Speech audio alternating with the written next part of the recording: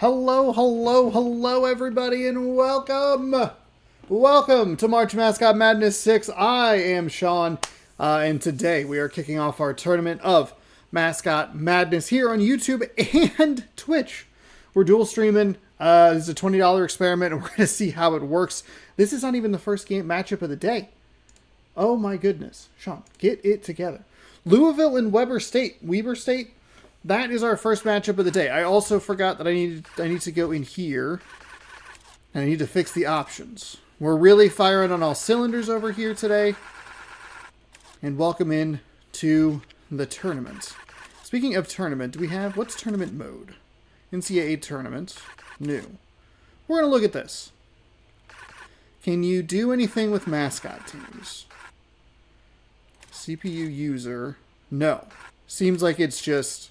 Okay, we're not going to worry about that. I was hoping that maybe I'd be able to use that to help myself, but no. Louisville and Weber State. We're going to give the higher ranked teams the home court advantage. I will need to be very, very, very attentive to that to make sure that I get all the scores and stats and everything correct. This is your absolute final super mega ultra last call. If you are still filling out a bracket, I will give you 60 seconds to tell me in either chat, if you are still doing that. If not, hey, that's cool. I get it. Okay, please stop showing me ads. 60 seconds. You have until 12:36 p.m. Pacific time. 36, that's your number. That's a fake cat. Fake cat in that ad. 60 seconds. I'm going to try and go in and I'm going to try and cut out some of that beginning bit. I'm using the restream for the first time ever. I did not realize that it was going to kick the live stream on my YouTube backend. I didn't realize it was going to kick that live immediately. So that got a little thrown off. I was going to wait for it to go like actually live. So, all right. That's it. We're calling it there. But of course, I'm still looking at my phone. How far behind? YouTube, your stupid thing is so stupid.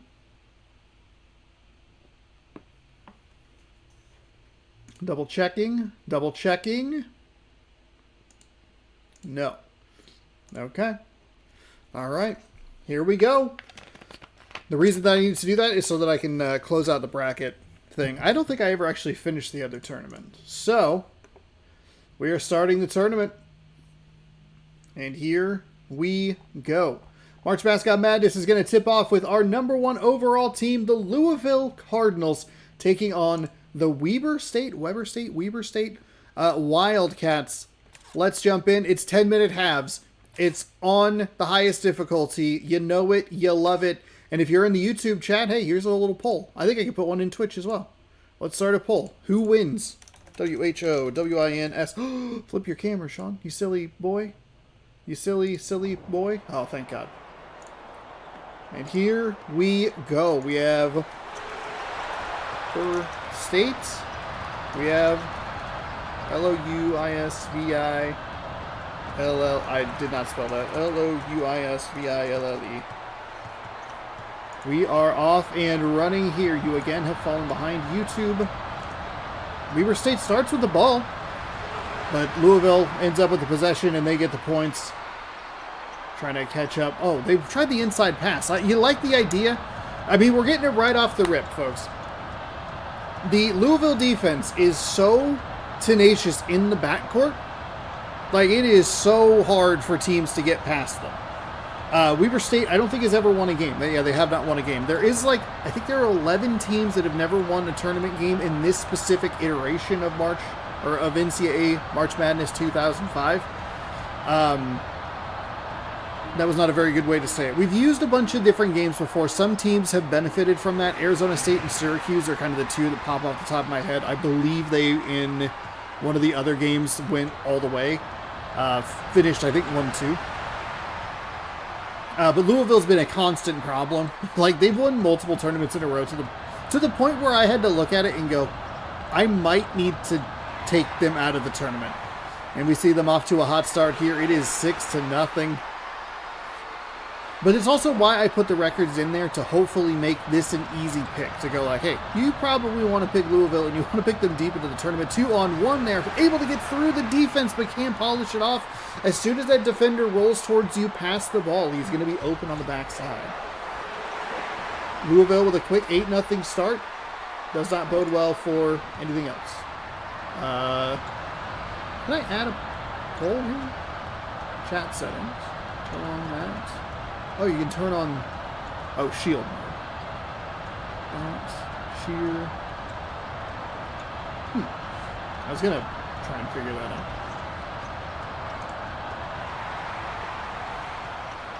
8-0 here. Louisville, they're on the run. They have a 10-0 lead. Oh, my goodness.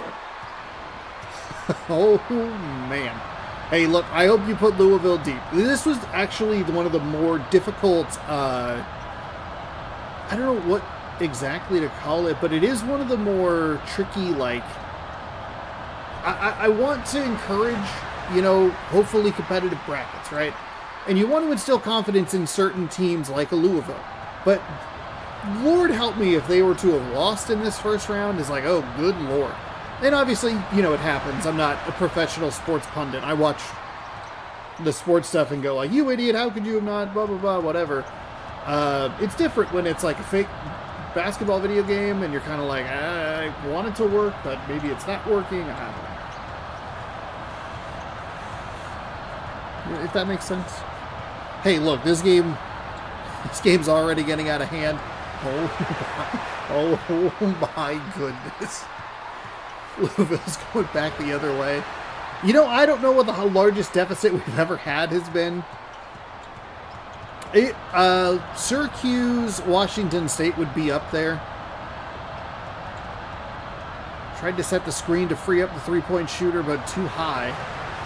That one rattles home, and hey, the Wildcats get on the board 10-3 now. So how far behind? Because it is running through like a separate sort of thing. So we're learning as we go. They're going to get a foul. That's a foul beyond the arc. That's 3 shots for Louisville from the line. 11-3. I guess the positive start, or the positive news would be the fact that at least Weber State won't be fouling. Weber State? I think it's Weber State. They won't be fouling toward the end of the game because they'll likely be blown up. 10-point deficit, 6:21 to go here in the first. Wildcats, that's what Louisville does. That's what Louisville does. Oh, boy.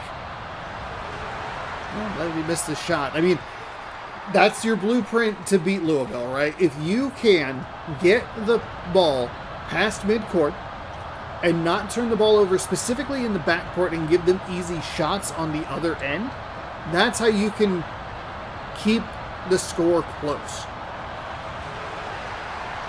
You have to make your opportunities. It does put a lot of pressure on the offense, not only to not turn it over in the backcourt when they're bringing it up the floor, but more importantly to actually capitalize when they have opportunities on the other end. Okay, that is one of the most difficult calls in this game to make. Is it going to be a defensive foul, an offensive foul, or a turnover? We got turnover on that one. Let me see if I can pull this. So I have Twitch chat there. I have too much stuff. I'm worried that this is going to run too much of my PC. Where's that? Unless, can I look at an integrated chat over here? No.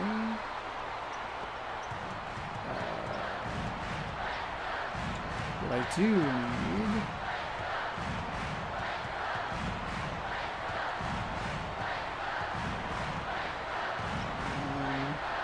So that got checked. So this, I guess I have that. Out of bounds. Okay. What happened now? Just okay. It was just a casual out of bounds. No problem. That's off the back iron. No good. They're gonna go to they're gonna get fouled. Oh, the Louisville Cardinal. Okay, I got you. There were 2 out of bounds right in a row. The Louisville Cardinal bopped the ball out of bounds. Trying to intercept the pass. I got you. That shot is up and good.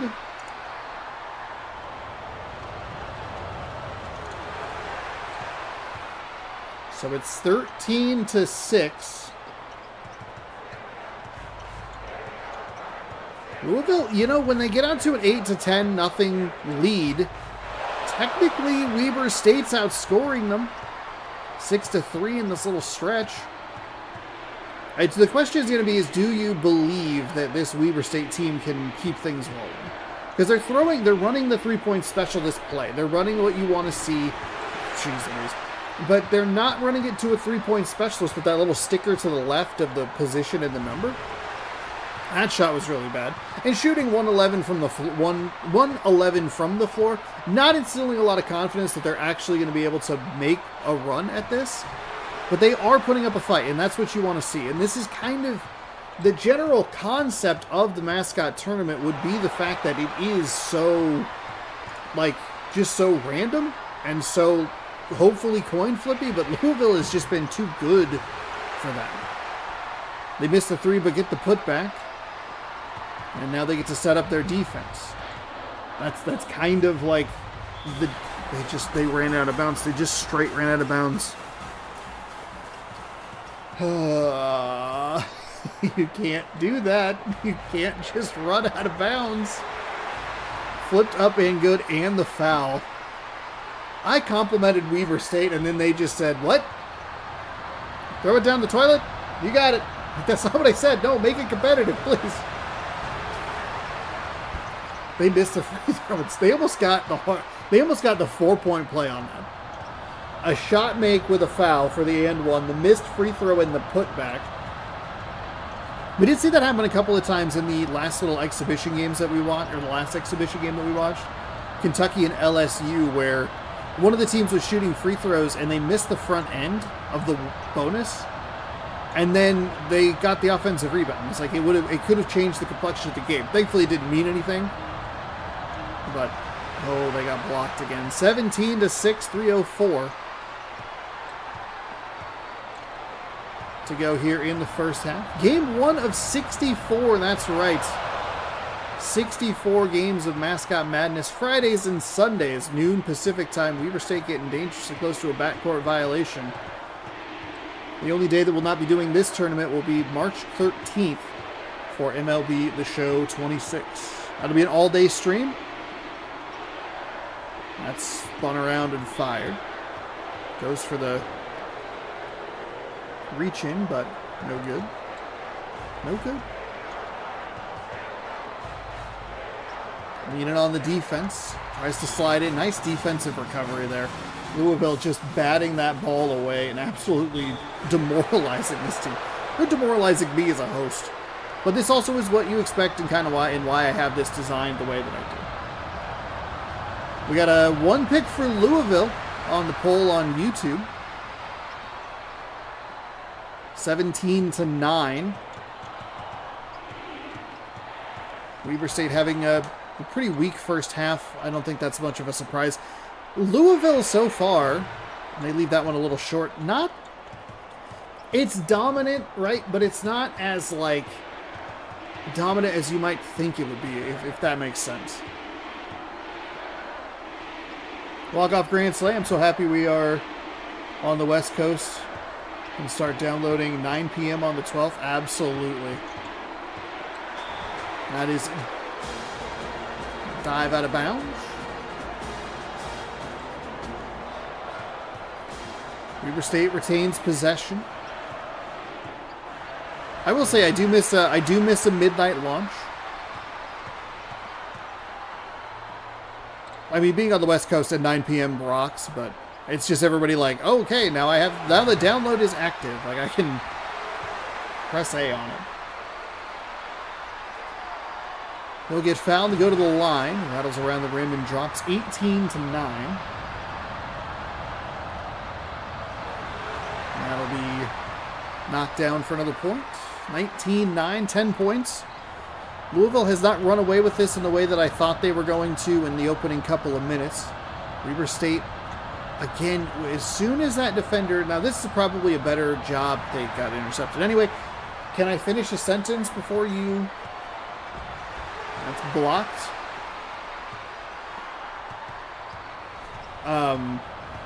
Weber State actually did a nice job last possession to keep the ball. There was a defender kind of rolling behind the play that probably would have intercepted it. They ended up throwing an interception anyway.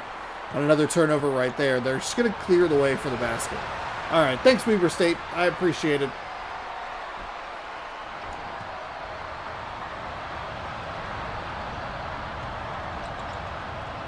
No idea where to put this extra window. To be at work at 8 a.m. Setting an alarm for 5 a.m. so I can get in some games before work. That's dedication, and we salute you. I salute that. Hell yeah. From the quarter, left it a little bit short. Louisville has not been good from three. Looks like one of the more beatable Louisville performances we've seen. The problem is that Weber State is not a team that's going to be able to beat them. Single-digit points with 16 seconds to go here in the first half. It is not the worst first half. Washington State had 6 against Syracuse last year. And I would argue, like, Washington State never felt like they were putting up much of a fight. Weber State's held Louisville to just 21 points.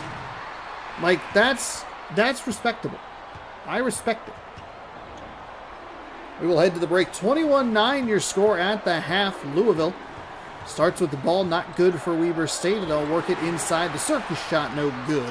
But he will go to the line to shoot 2. First free throw rattles around the rim and falls out. Foul. Falls out, no good.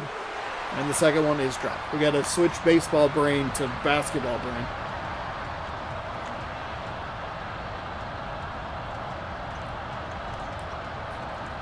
What's the first thing you're going to do when MLB The Show walk-off? I wonder how many weebs have gone to Weber State. I mean, technically, if you go to Weber State, you are a weeb. It's a 100% conversion rate.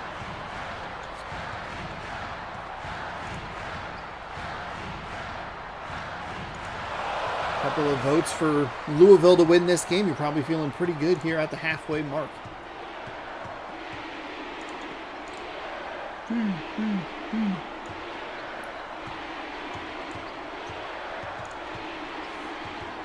22-12. Oh, that's a dangerous pass. A lot of traffic right up there at the top of the key. Oh, there you go. Oh, everything about Weber State feels like it's just 0.3 of a second slow. They're going to go the other way. Defender tried to get there, but wasn't really going to have much of a chance. Bad path to the defender, or to the offensive player. Probably some DD and try to unlock some good cards. I start with a play now game usually, and then we'll probably jump into Diamond Dynasty for the same reason, ripping some packs and trying to get some cards. And then maybe a little bit of Road to the Show.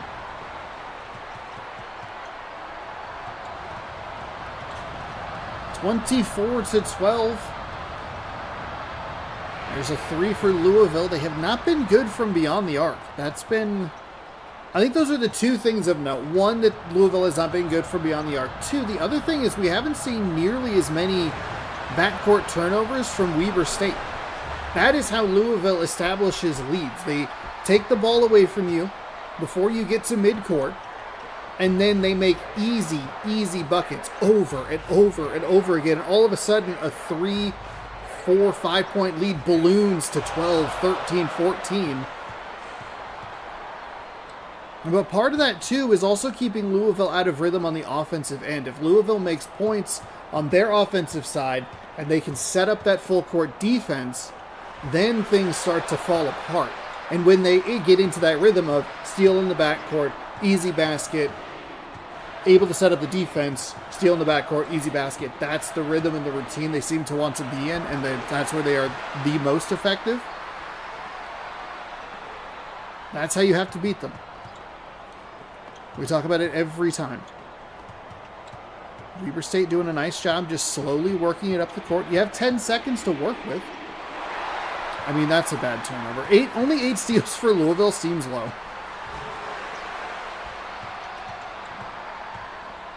26-16. Are the mascots new players or the actual roster players in positions in the mascot costume? I think they are just the mascots. I think they are the original players with the mascot costumes draped over the top of it, because the feet are really weird. Like, Weber State or Louisville has like wide feet, but it doesn't seem to register correctly. That's blocked. But I've always wondered if they put the stats up higher. Oh god, a shot clock violation. Hey, how's it going? Good to see you.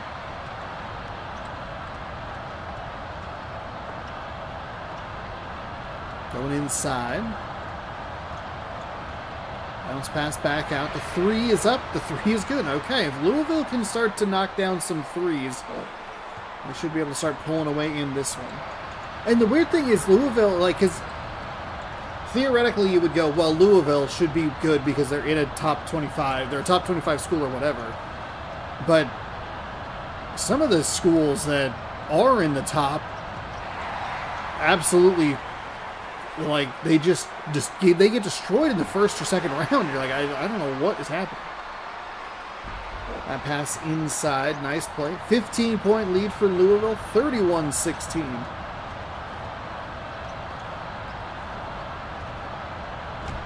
And a block inside. Out of bounds. Wildcat ball. Number 10. Throws it back to 11. Bounce pass. Oh, there we go. Okay, that's kind of a nice play. It looked like they were trying to set up that three-point specialty thing, but instead they got the offensive player that kind of feels like a little Curry-esque of like, just run around and eventually you'll have a step on the guy. That was taken away on the inside by Weber State. They're going back their way. 31-18.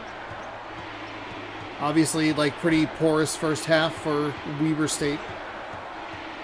Louisville, I know we're in the second half, but they didn't score anything in that first half. We've seen teams outscore what Louisville has through about the first 3 quarters of the game. We've seen them outscored in the first half. So.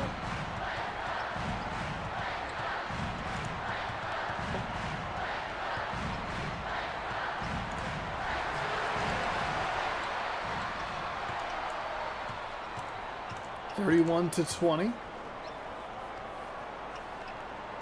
Bounce pass inside. The foul. The circus shot is good. Weber State. Nice little bounce pass. Okay, didn't even get it. Just looked at that. Look at that cardinal right in the front.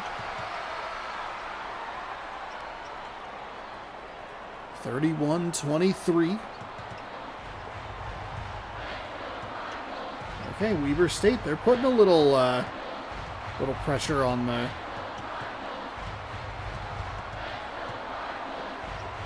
Cardinals defensively. Bounce pass inside. Couple of defenders. He leaves it a little bit short, rattled off the rim and dropped. It's an 8-point game with 4:08. I would not have called that. I neither, like, before this game started or when especially after we saw that 10-point lead, like a 10-0 run to start the game. You cannot be whipping passes back. You have too much on the far side of the court. That's what you do. This game passes way too much. It ends up in horrible interceptions. But there just isn't enough movement for this Weber State offense. They were all crammed to that far half of the court as the foul.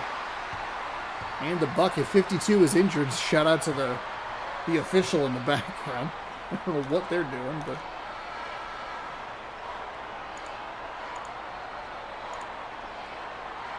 they have to help him off.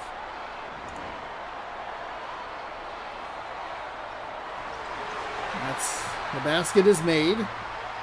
So the 8-point lead balloons to 11. 34-23, 3.5 plus to go.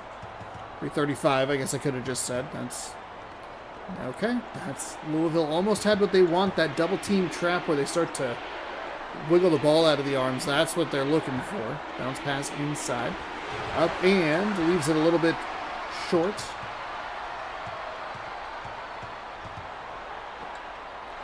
There's a nice make. What was the score was? That a 2? 34-36. Okay, yeah, that was a 2-point shot.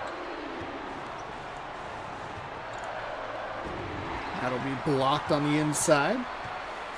36-23, they're going the other way, off the glass, and good. Oh, excuse me, I guess I need some Baja Blast here. Hold on.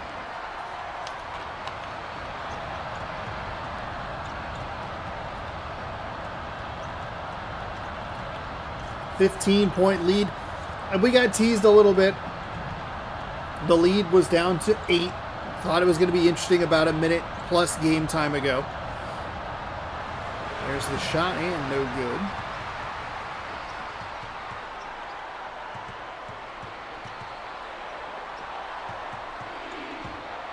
Driving inside. That's a nice block. Good job by Weber State. Can't come up with a loose ball, but still affects the shot. And it's still just a 15-point deficit. If they're going to go, obviously they have to go now. They're going to need to have probably the best minute of basketball they've had all day. You're going to need to cut this down to 6 or 7 by the time you hit 60 seconds. And I don't know that I like those odds. Even if you're able to slice this lead, it's 12 now. If you cut it in half, they didn't give that shot the opportunity to fall. I don't know that Weber State's going to have enough in the tank to be able to outlast, like, they basically have to do that twice, right? They got to go like +6. They can't even get the rebound on a missed free throw. That should have been a 1-point possession going back the other way. Now all of a sudden it's a 15-point lead. And 16, 41-25. I really need my own email, thanks though. Me.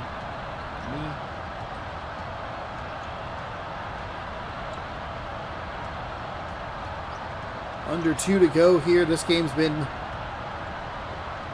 simultaneously been like well in hand and surprisingly interesting. It's been weird.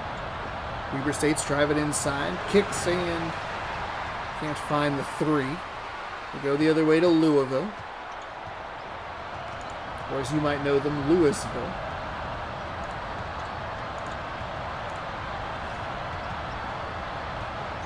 Bounce pass back outside. The 3 is up, the 3 is good.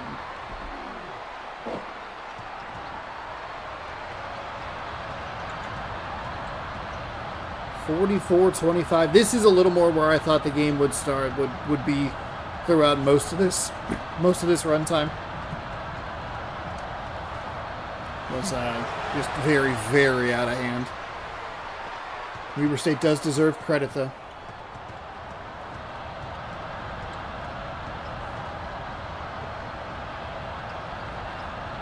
Bounce pass.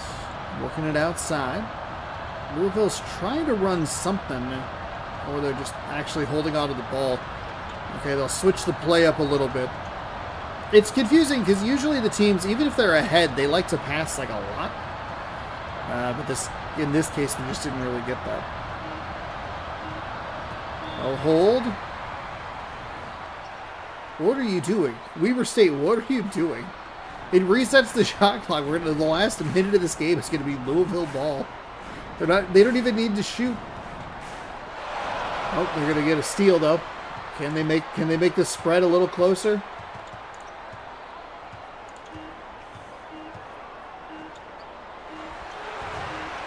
No, they cannot. All right, our first game is in the books. The Louisville Cardinals. They win 44-27. Louisville 44, Weber State. Verify the winner is Louisville and submit the score. Just like that, we're underway. Louisville with a win to get things started for us here in March Mascot Madness. I got to figure out which A button to push or quit the game. We will close the poll. Congratulations to everybody who voted. 3 votes for Louisville? Hey, should have been a 5-second violation. Yeah, this game's weird. All right. What do we Focus. All right, so we need to find the second matchup. That's step one. Find the second matchup. Gonzaga. We're going to my hometown. The Gonzaga Bulldogs hosting a match, taking on the Arizona State Sun Devils. Both of these teams are 2-3. Arizona State, like I mentioned, they're one of the... They don't benefit from the fact that we're using just the NCAA, the March Madness 2005 version, because they have actually performed well in other tournaments. Let's throw up a poll before we start this one. We'll go who wins. We have ASU, Arizona State, or Gonzaga. Poll is in the YouTube chat. Bam. And then we will get things started. 10 minutes All-American from the press box. Thanks, everybody, for hanging out. If you're enjoying the content, be sure to hit the thumbs up. Helps out the channel. Free, easy way to help out the channel. While I flip this thumbnail to the correct thing. And the YouTube stuff hopefully still working. Yeah, we're tipping off here in Gonzaga, and the Bulldogs coming up with the first possession in the kennel, is what it's called. They are a very, very good team in the kennel. They also do play at a West Coast conference that they've dominated for 25 years. I don't want to like disparage it, but also at the same time, like, we have a vote for Arizona State. Gonzaga gets off to a 2-0 lead. Oh, Sparky, he had it. It was the 3-point specialty play, but they didn't get it. And they'll take. Were they giving him a 3 on that? They did. Okay. I am playing that. Well, I'm watching it. And I'll be the show 25. Nice. I'll throw that inside. Big Rony Turioff down there in the... he get injured or no? He did not get injured. Okay, that's good news for the Zags. By playing on PS2, I'm playing the Xbox version through the 360. Arizona State gets... So they got the foul. Gonzaga missed the basket. They get the offensive rebound, and then they get fouled again. What is happening in this game already? Maybe the 360, maybe running this on 360 breaks this game even a little bit more. Just like a little more. 6-3 Gonzaga to start this one off. Gonzaga will be joining the Pac-12 as a basketball member soon, next year, maybe the year after. I think it's their final year in the WCC. I wish that Gonzaga had joined the Pac-12 probably around this time, 2005, or at the very least when they added Utah. What? That is a bizarre play. When they added Utah and Colorado. Just based on the fact that, like, they're a really good team, and it would have been fun to have them, especially, I mean, UCLA. Could you imagine watching Gonzaga play UCLA twice a year, every year? That would rock. 6-6. Honestly, Gonzaga and UCL should play every year, because their games are usually very, very good. Actually, I went to go look for a NCAA March Madness, like a HD game, and I could not find any. I'm pretty sure I have some around here somewhere. But they had NCAA Basketball 10, and it was $50, and I was like, look, I'm an idiot when it comes to, like, financial, like, maturity and spending and whatever. That's too much for my blood. All the way to 8-8. All knotted up here in game number 2 of 8 today. You can see our schedule up here. That's the little chunk that we're going to be... the chunk that we'll be taking care of. Each part will be 8 games, about 4 hours apiece. So you'll get 32 hours of content. Get excited about that. Is this on original Xbox? No, it is an Xbox 360 backwards compatibility. Which helps because it means I'm running it through HDMI directly rather than running it through AV cables through an HDMI converter into the Elgato. which instead of having it in a very crisp and clean 4x3 with the black bars on the sides, it stretches out to match what it's trying to output. And even then, the piece of technology that I have doesn't do it correctly. Oh no, Adam Morrison is injured. Number 3 is Adam Morrison. He is injured. Thankfully, it's one of the games that's actually backwards compatible on the Xbox and doesn't have any issues with it as far as the gameplay is concerned. I was talking about it a little bit in one of the other streams where there's a Wikipedia list that has every game that's backwards compatible, and then there's like notes for all of the problems that they have. And there are some that are just not compatible. Like, they're incompletable on Xbox 360 because it locks up on a specific mission or whatever. Adam Morrison didn't tear his ACL. His porn stash probably got injured.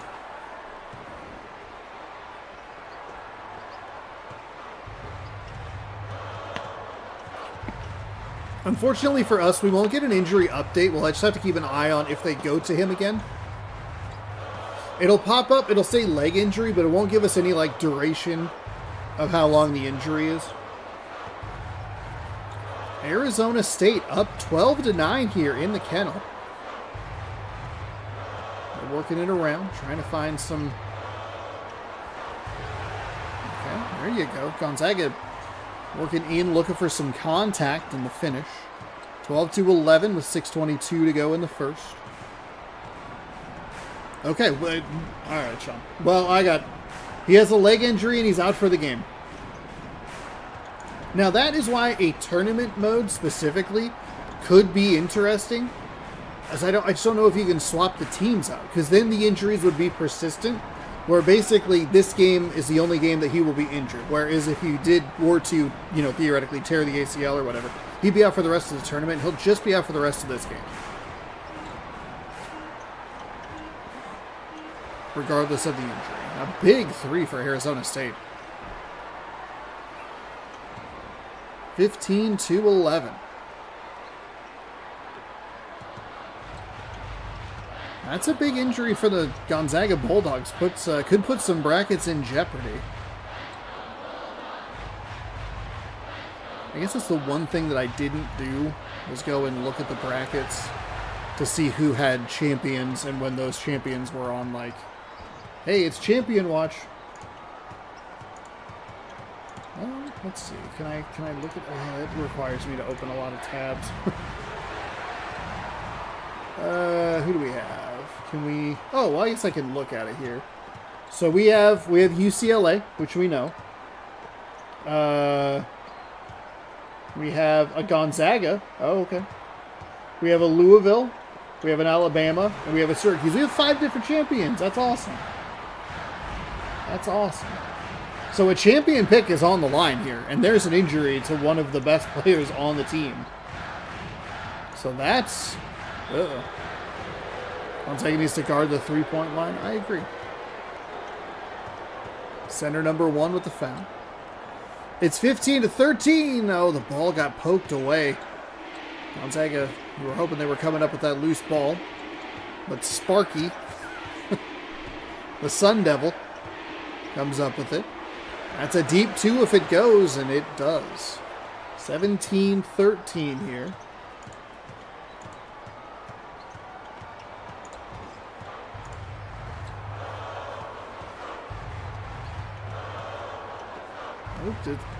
Thought that was going to be an interception. This game. I would argue that it's the mascot costumes, but I don't know. All right, it'll stay on this end, though. Gonzaga down 4, fading to his right and draining the shot to make it a 2-point game, 17-15. Arizona State has been effective, either deep 2s or just 3s in general, so Gonzaga does need to guard that line. The ball is loose. The first guy dove for it, gave Gonzaga a chance, but it looked like the hitbox kind of caught up those 2 Gonzaga players. Nice block inside off the head, and it's out of bounds, as he was out of bounds anyway. It was going to be Arizona State ball. Tried to steal the inbound pass, but ineffective. Into a double team, kicks back into a double team. The loose ball, it's 2v1. Gonzaga has the advantage. They're still not coming up with the loose ball. There's a nice block beyond the three-point line. Does he take it all the way? He's going to. The layup's no good. He gets the offensive rebound and fouled. Fourth team foul for Arizona State. Oh my goodness, Gonzaga. You got to come up with shots when they're like point blank. Goes 2 for 2 from the line to knot things up at 17. 3:21 to go here in the first. Stolen off the inbound, and the shot is made. A 4-point swing for the Bulldogs.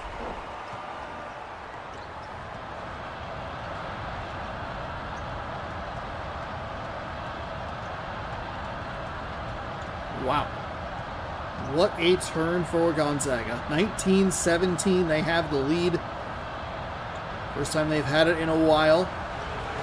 And there's the 3-point from Arizona State. They come up empty, which is good for them.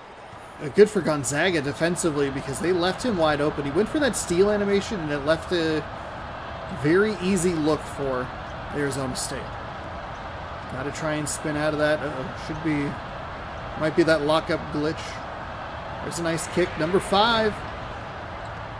Off the mark. Remains a 2-point Gonzaga advantage.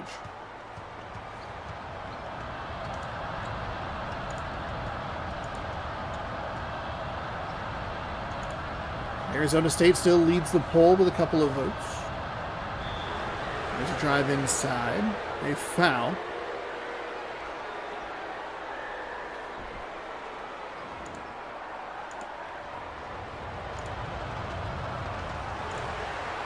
Oh, they missed the free throw. The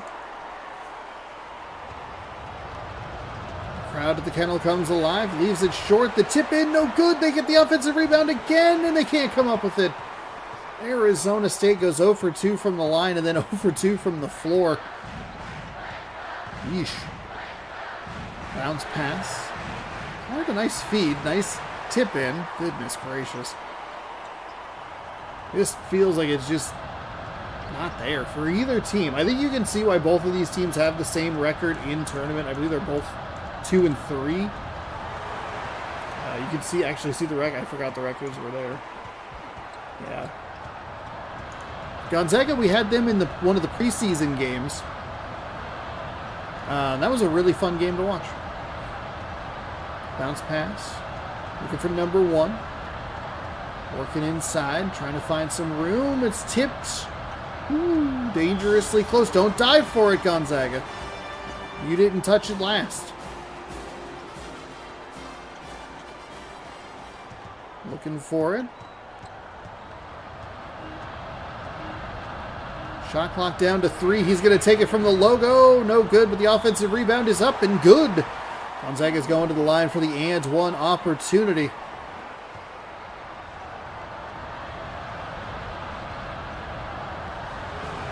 And that'll rattle home. 7-point lead. This is a big run. Gonzaga was down 17-15. It's a 9-point run. It started with that... They got the 2 points to tie the game, stole the inbound, and immediately got 2 more points. I think it was free throws, a steal, and then a whatever it's called, layup. There it is. And since then, I mean, they have been off to the races here. They do get a little bit of assistance from Arizona State, who did go 0 for 2 from the free throw line and could not convert either of the offensive rebounds that they had. That was a weird-looking shot.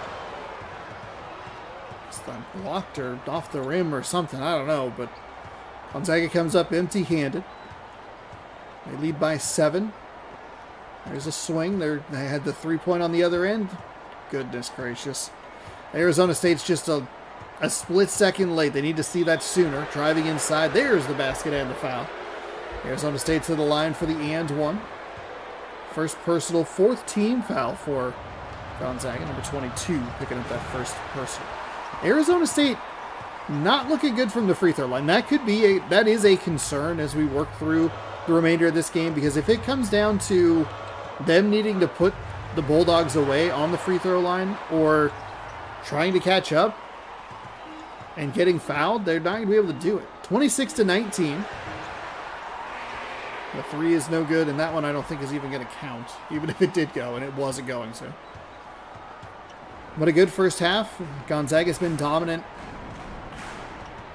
for the last few minutes of that first half. 26-19. They're weathering the Morrison storm, injury storm, pretty well. That is slammed home.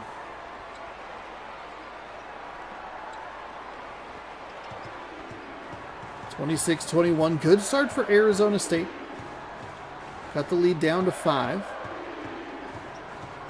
Not that it ever was like an exorbitant, like just like a huge lead or whatever, but that's a fade to the right. Rattles off the rim a couple of times and falls.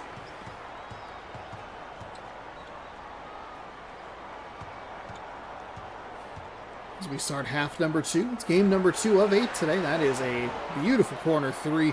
Arizona State's been good from beyond the arc. Gonzaga does need to do a better job defending out around that area. Arizona State with a good start to this half. A 5-0 run over the last minute has cut the lead down to 2. Bounce pass inside. Beautiful slam home. That's what you're looking for if you're Gonzaga. That's where Arizona State's also really struggled, is the effective plays that we see in this game throughout the entire tournament, throughout the entirety of the time that I've been doing it in this game. It's been that 3-point specialty play. It's been the bounce pass inside. Arizona State has not run that 3-point play especially effectively, and we haven't seen enough effectiveness from Gonzaga on some of the interior shots. They trade 2s on the same play there. 28-26. Oh, wow. Nice steal. Right in the passing lane. It's an awful pass. So it definitely looks like the Bulldogs had the height advantage, so you should have been able to get that over the hands.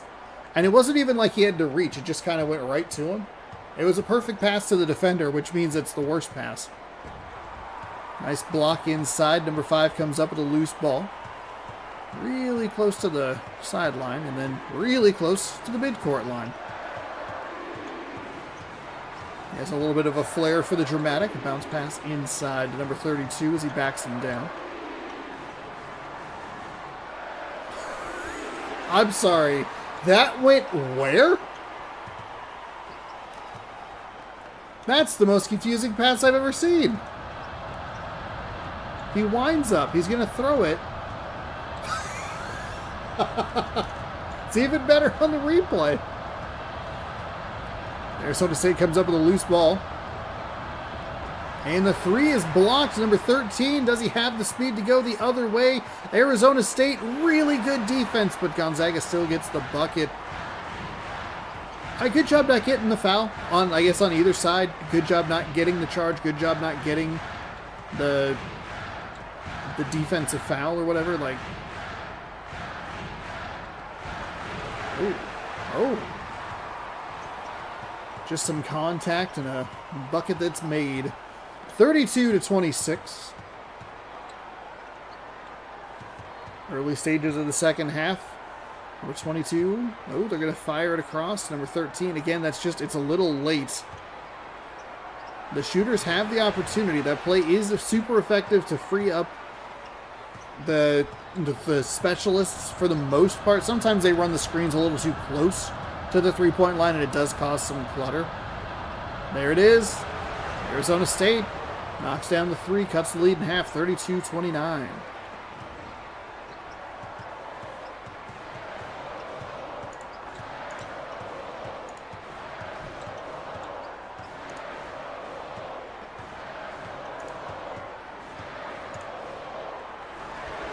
Gonzaga inside, picks up a couple points. 34-29. And Gonzaga, they're going the other way. Inside, layup is good. They sliced it down to 3, ballooned right back out to 7. 36-29, 6:05 to go.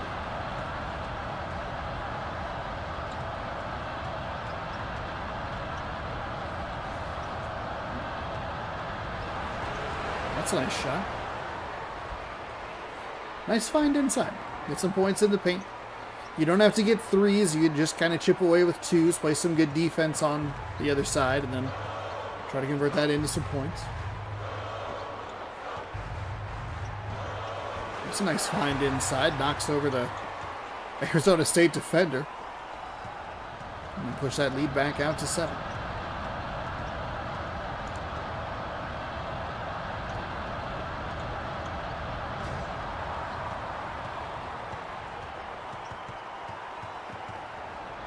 Good defense by Gonzaga there to block the Sun Devils, and it is a nice alley-oop on the other end. 9-point lead for the Bulldogs as that gets knocked down. 40-31. Arizona State's going to need to do some work here. They've been good from beyond the arc. I think maybe they could try to get back to that. I'm okay with trading twos. I think that's fine. But Arizona State's been good, so I don't think that that's the worst idea. We were watching, I mean, one of the last game that we watched, that Weber State-Louisville game, like, that's a team where you kind of go, you don't really have doesn't feel like you have the shooting prowess to try and get back in with threes. Like, you got to trade twos and hope that they miss. I think Arizona State can be a little more aggressive with the three-point ball. They knock down both free throws. Got that lead down to 7. I wonder if Arizona State's in one of those games where they just kind of waffle between like a 7 to 9 point deficit, and they just can't really get over that hump because they've closed it down to like as little as 3, but then it kind of ballooned back out. I mean, ever since it was 17-15, it's been all Gonzaga. So, oh my goodness. It'll stay ASU ball. As we see a substitution, 42-33.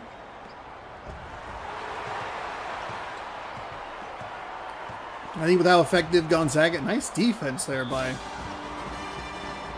the Sun Devils. With how good Gonzaga's been on the interior as well, like in the paint, I think you have to start knocking down threes. You're just driving and passing into situations where your players are getting blocked. Like just ridiculously easy it feels. That's flipped up and good.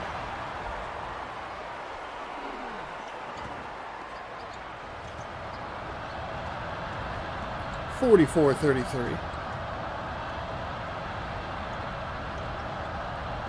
That is out of bounds. Nice swat inside. And they're going to try the inside again. Rattles around the rim. Gets a friendly drop. Lead down to single digits here as the clock moves below 4 minutes. Thanks everybody for hanging out. Hopefully you're enjoying the content.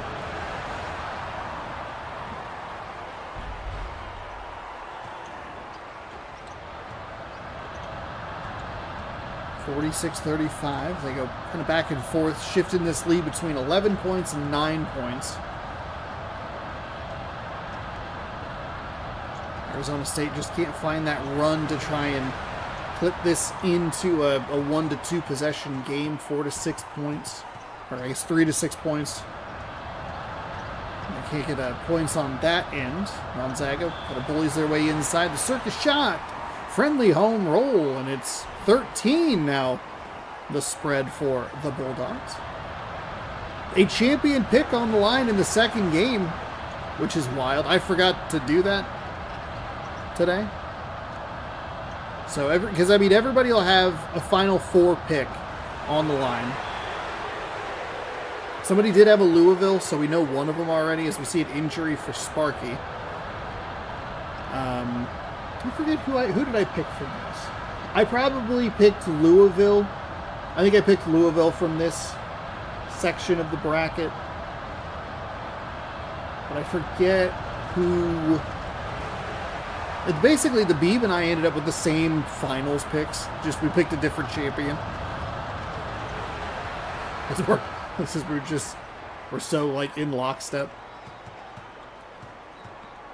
48-36, under 3 to go. Unfortunately, both the games have been a little. I mean, it hasn't been. The games haven't been dominant. I know that the Louisville-Weber State game got a little out of hand toward the end as they led by like 20 or whatever. But Weber State, for the most part, put up a good fight through the first 2/3 to 3/4. But this one, Gonzaga's been running away with it. That 4-point swing, like, ended the game, basically. That was just wild. That is out of bounds. One of the other tough calls that we have, is it a offensive or is it a defensive foul? Is it out of bounds? If it's out of bounds, who is it out of bounds off of? Nice find inside. It's a nice little animation there. Starts behind the backboard, loops it up and over. Or up and under, I should say. 52-36, 2:22 in the second half.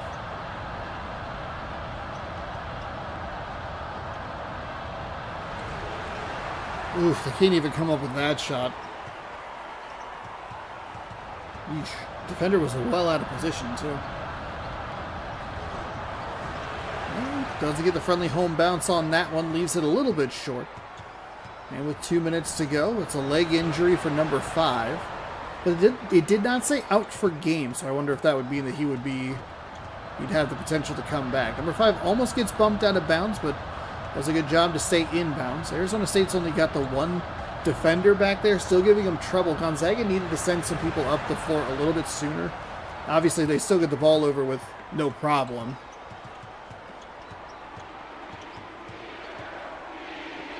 That's stolen away. Not a lot of steals in this one, or turnovers. A lot of blocks, though. Which I think one of the preseason games had that as well. Of just kind of like...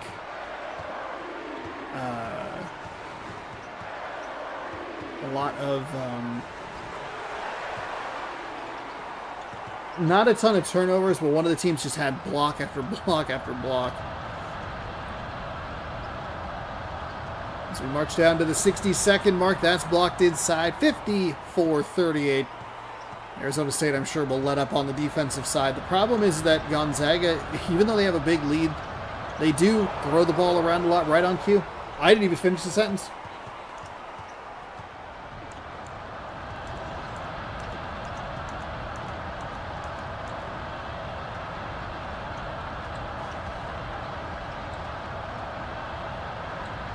Flipped inside, looking for a shot. Finds the bottom of the net.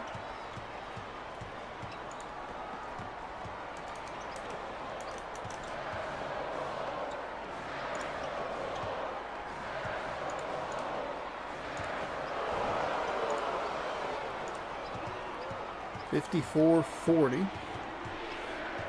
Crowd not thrilled, but should be happy with the 2-touchdown victory, as that one's left a little short. Well, Arizona State put up a good fight, especially in that first half, but Gonzaga had that big 4-point swing. We will end the poll. Everybody was wrong on that one, by the way. So, yeah. All right, let's fill out our results here real quick. We'll make sure that we get Gonzaga 54. That's the wrong way. 54. Yes, please. And then Arizona State had 40. Verify that the winner is indeed Gonzaga. And submit the score. While that is doing that, let's quit the game here. We will head to our third matchup of the day. It will be Ohio and Kansas. Ohio is the home team due to having the higher rank. Ohio and Kansas. Darn, I was off by one. Right. I'm looking at the wrong thing. Ohio, Kansas. Perfect. Bam. I think there has been one time where I did start like the wrong thing. So the Kansas Jayhawks are the fascinating example. They are the number 1 team, but they don't play particularly well. For the record, I tried to vote Zags, but I already selected ASU. We'll give you credit, head of research, David. It should be a 66 to 34% split. We want 2 wins.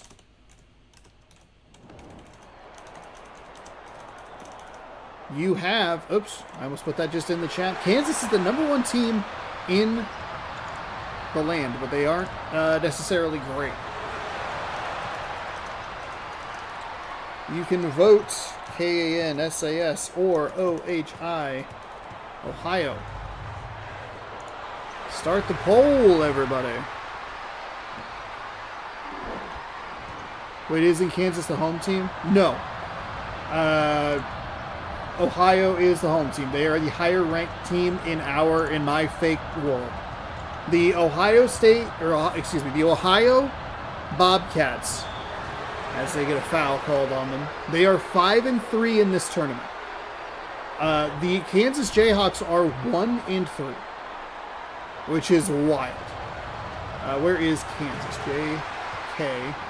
Kansas went 1-1 in the very first tournament. They are 0-1, 0-1 the last two tournaments. They've not gotten out of the round of 64. Ohio, on the other hand, is 5-3. They went 3-1 the first time, 2-1 the second time, 0-1 the third time. Kansas gets the steal. So it is a little bit weird where we have to. It's our fake world. It's not real world. It's fake world. Kansas leads 3-2 over Ohio. Bobcats a little bit of a surprise to have that 5-3 record, though most of their wins in those first two tournaments. They didn't get out of the round of 64 last time. Forces some defensive problems. And this is why the Louisville thing is so weird. Because, like, you would think Kansas, number one, they'll just run through everything, or at least be a consistent competitor. Like, no, they're not. They have one win. They won the very first game that they ever played, and they have not won since in NCAA March Madness 2005. Two quick passes inside. The foul is number 2 on center, number 33. We will see him pulled.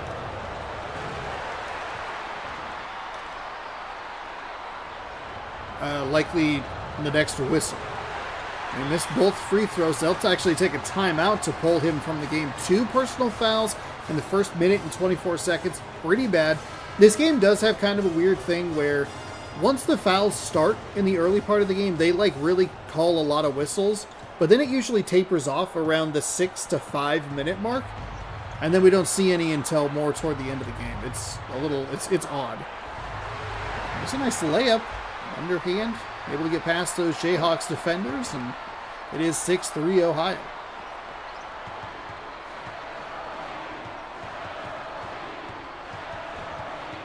Ohio, one of the doofier looking mascots. They do fix it in some of the later NCAA football games that have the mascot mode. Another foul.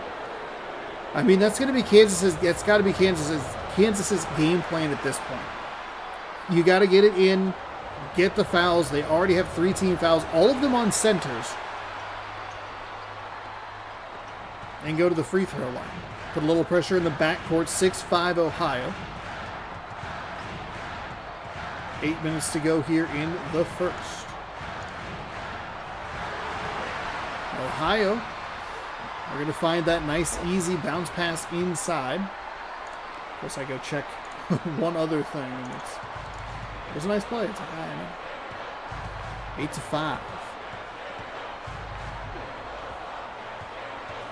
I don't know why he went between the defender and the ball handler, but that's what he chose to do. Very odd situation. Tipped, and Ohio likely should have come up with that.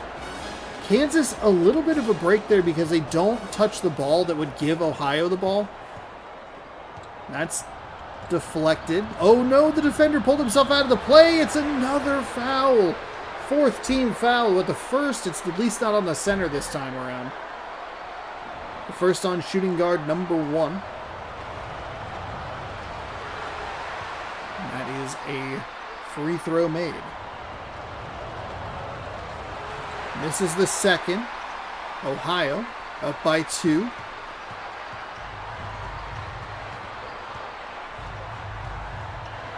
Pass back out to 21, who works around in a triple team there. Well, that was kind of a nice move. But he couldn't finish off the basket.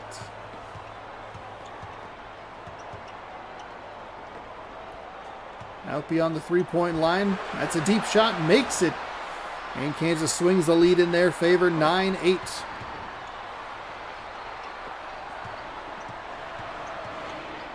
.651 to go here in the first half.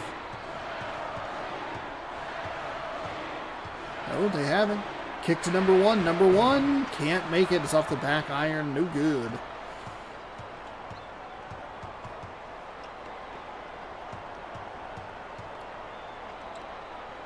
looking for something, clearing out the middle. 2 quick passes. Defender affects the shot. And hey, for like the first time ever, Ohio doesn't get the foul called on them on a play on the inside. Trying to find a little bit of room, get this Kansas defender to bite on. I mean, basically just like working the right stick back and forth, which you don't love. There's a find inside, and Ohio flips the lead back in their favor. It's through the defenders, and it's 10-9.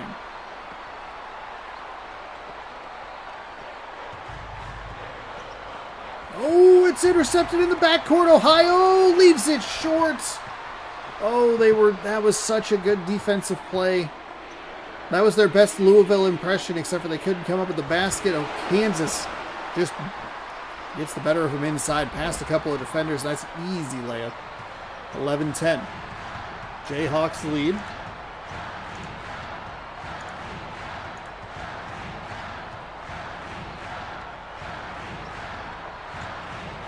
Oh, man. Shook the defender out of his shoes and then buries the 3. Nobody was there. The Jayhawks defender kind of backed away for some reason, which was odd.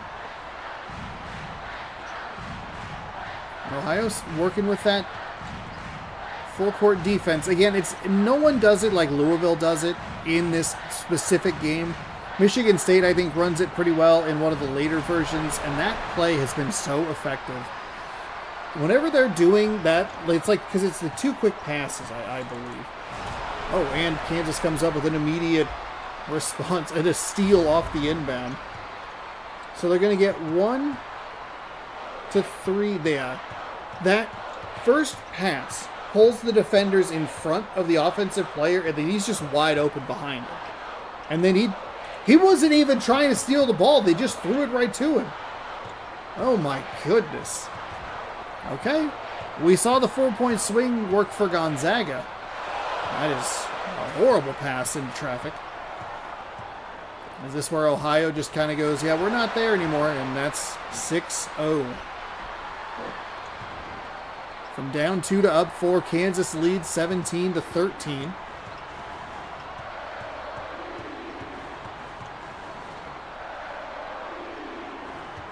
There's a bounce pass in. 23 in the corner, trying to find some room. Bounce pass, number 1. Oof, dangerous pass across the floor into traffic.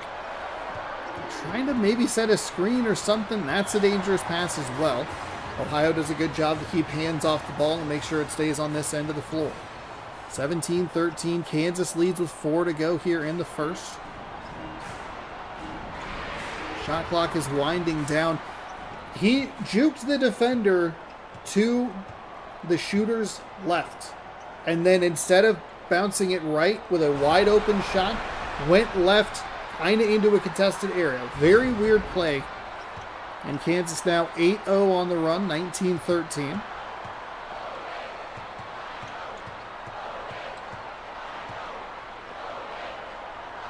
There's the find inside. Hook shot up, no good. You like that play, but the defense was in the area. And oh boy. Uh-oh. Oh boy. Kansas might be running away with this one. It is a 10-0 run. Now that player that they highlighted, he has 12 of the 21 points. If they can get that under control, maybe they can get back into this game. That pass to the defender from Ohio, Ohio inbounded the ball to a dude who was just trying to get up the floor and then walked into points. Has to find a little room, shimmies and shakes his way, but leaves it short.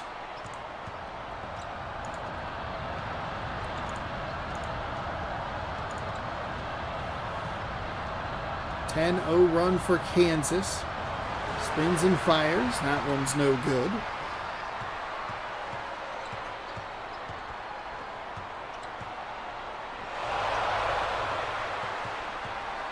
Intercepted. They're going the other way. Kansas 12-0. And this is a little more what you expect out of Kansas. That record is shocking to look at, honestly. So look at it, the number 1 team in the tournament being 1-3 total. Wild. There's the 3. It's no good. They can't come up with the offensive rebound in Ohio. I did just run into a little bit of a buzzsaw here. We're going to look. I'm going to check my prediction. See how screwed I am. Dives on the loose ball. Well, you know what? I picked them obviously to go like too far, but that's how it works. That's how you do it. They can't even come up with a wide open shot on the other end. Oh my goodness. Ohio, what are you doing? Kansas can't make it on the other end. As bad as this stretch has been, Ohio doesn't necessarily feel out of it. They just need to get anything going offensively. There it is. Finally stops the streak at a 12-0 run. And it's 23-15.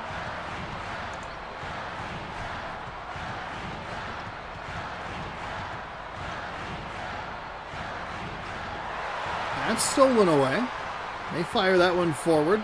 Kansas does a nice job. I mean, he kind of ran right into the defender, but it is still a good job to fill the lanes. That's going to end up being Kansas's ball. It should be Ohio ball right now, but the Bobcats, for whatever reason, were like, we could get it, and then they just kind of kissed under the basket. Kansas pushes the lead back out to 10. Just when you thought Ohio maybe was trying to get a run going, maybe wasn't going to ruin your host's bracket already. Steps into the corner, lobs into the center. Center trying to back him down a little bit. That was obliterated. 25.7 seconds to go. Here in the first half, 16 seconds on the shot clock. It's a 10-point lead for Kansas. And another weird pass. We haven't really seen those before. I mean, the spin pass isn't the most uncommon, but just where he was when he let that ball go and where it ended up going was very weird. See if Ohio wants to push here. 6, 5, 4, 3, 2, into the corner. Got to take a shot. It's out of bounds. They're not going to get a shot off. They should have at least had a shot. It missed. Mainly because he took it from the logo. Not what you want. Ohio will start with the ball, and that's why it's so deflating. If you can score points, halftime score points, double dip where Kansas doesn't touch the ball, that's what you want. You can theoretically cut this to a 5-point game. It's 4 if you get 2 threes, but I don't know. Ohio seems overmatched. And in a match of like 2 teams who have very surprising records when you really think about it.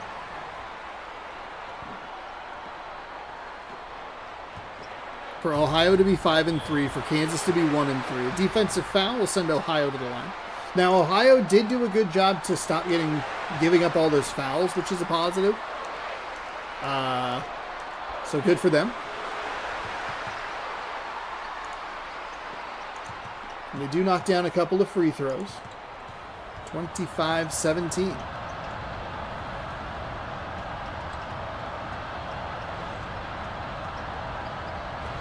That's blocked inside. Okay, Ohio. Did you find something in the halftime adjustments? Oh, that's a big 3 for Ohio. I don't know if I like that. It's just a lot of everything happening there. 25-17. Off the back iron. Off the iron again. Third shot. Off the iron. Fourth shot. Finally goes. Kansas with 4 opportunities for points, and they finally come up with it. There's the bounce pass inside. Defender didn't really try on that one. We're going to give Kansas's defense, you get a big F on that one. Failing grade. Oh, a nice steal.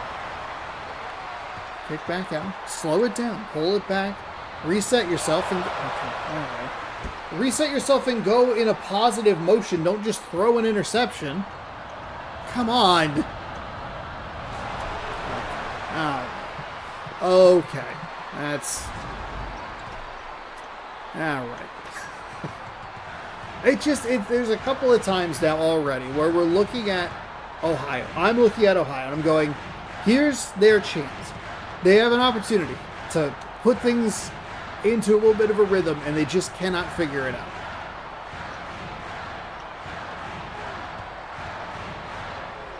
They also, I think, are just saying, go team, go.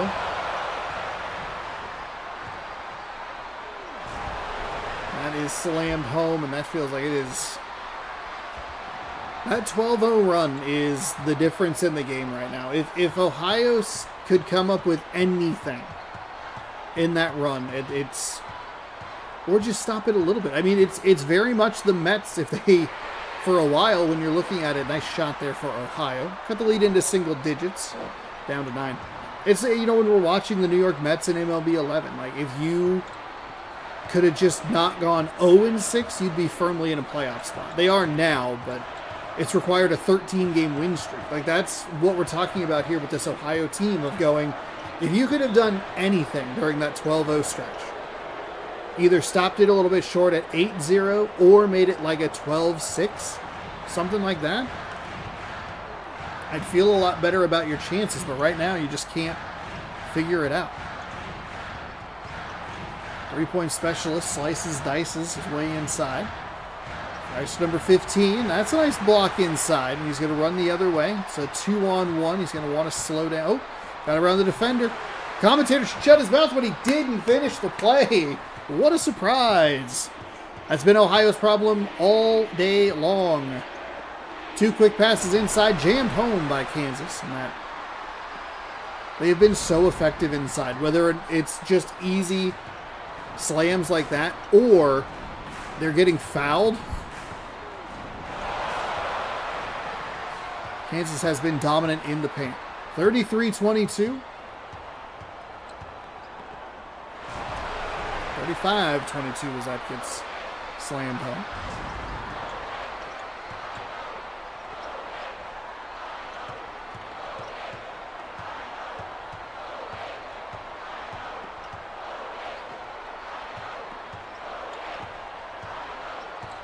Crowd doing their best to cheer on the team that they love. That team is down 13 with 6 minutes to go and just threw it into 3 defenders. Going back the other way, defender was in good position, but then the game just said, nah. Nah. 37-22. Ohio having one of the weaker games that we've seen. 22 points to this point. I mean, that's a good, I think that's an average first half. For it to be 4 minutes into the second half is brutal. Left that one short. So while technically for our purposes, this will qualify as an upset because Kansas ended up being, they're not exactly the 49th ranked team because there are a bunch of teams that are in that 1 and 3 category. This will be one of the bigger upsets. Let's say 33, a range of 33. Unfortunately, I couldn't do anything like, you know, they have like the 16, the breakdowns of 16s. That would ideally have been the way that I would have wanted to do it. You just stepped out of bounds. Okay, there you go. Here's your chance. Here's your chance, Ohio. 17 points, 5 minutes to go. What can you do? Oh, wow, nice move. And he got the bucket. Oh, my gosh. I saw him, like, slip past the defender and run toward the basket, and I thought, that's not going to work. That's just not how that's going to happen.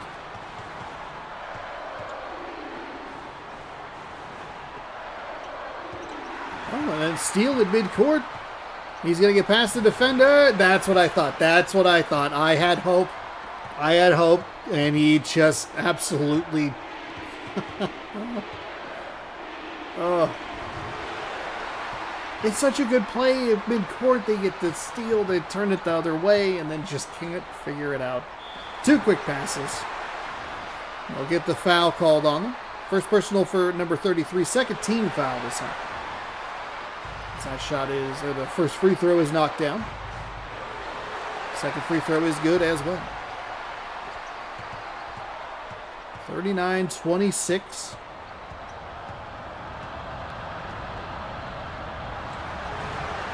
Oh, gets it to rattle around the rim and drop. Big shot for Kansas. The friendly away roll, as it's known. There's the quick pass inside. The Kansas defense rolled to that so effectively. Not usually what you see. That's a little more what you see. Just a defender who, again, right in the spot. They did get beat by their own animation, essentially, where they went for the steal, and then it was just, there was nothing that they were going to be able to do. Bounce pass inside.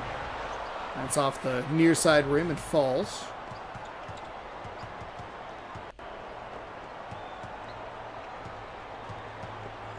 Back out. Flipped in. Two quick passes inside. Bam. 15.6 rebounds and 4 assists. There's a 3 for Ohio. No good. 45-26. Okay, Kansas showing why they're the #1 team in the land. A little thankful, though, that their record is so poor in this tournament, just based on the fact that they only have 1 win and they are the top-ranked team. So feeling a little more like it's a heads or tail, like just a coin flip game. I also did forget that Kansas is the #1 team. Probably could make sure to point out the top 25 teams. It doesn't show that to you on the Mascot screen. It's only when you do the controller select.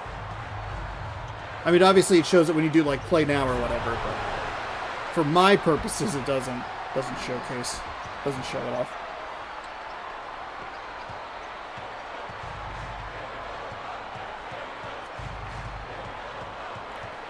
Under 2.5 to go. Bounce pass inside, up and in.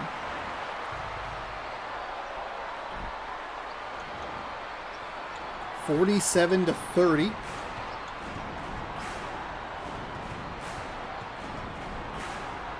We approach the 2-minute mark. Foul. Uh-oh. We're good. Everything's good. Probably didn't need to say that like that. Oh, I never flipped the thumbnail. That's okay. We can do that. Did I? Did I flip the thumbnail? Let's take a guess. Negative. We'll update it. Trying to do 4 things between the games. Not my smartest plan.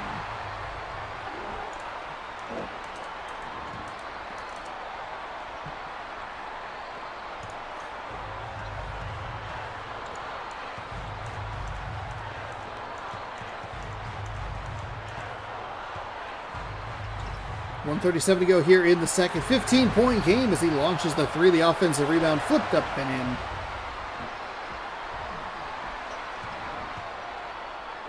Second chance points and fast break points, just 4.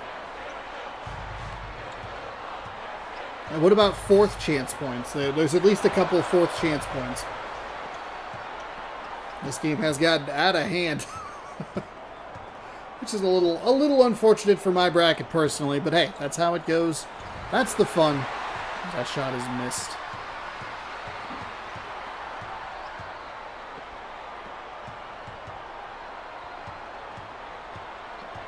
Under 1 minute to go.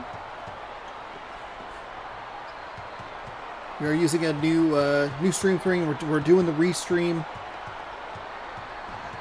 I want to point out just because you're about 15 seconds behind where I am, which I think is about where it normally is. Oh my goodness.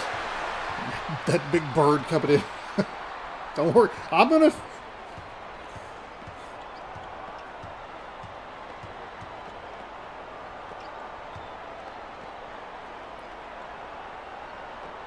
The crowd quiets down.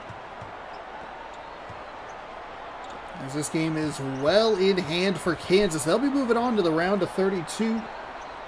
They will be playing the winner of our next matchup. Under 5, the shot at 3. Okay, thank God Kansas didn't come up with any extra points. I know they had the win already. I get that. But boy, oh boy.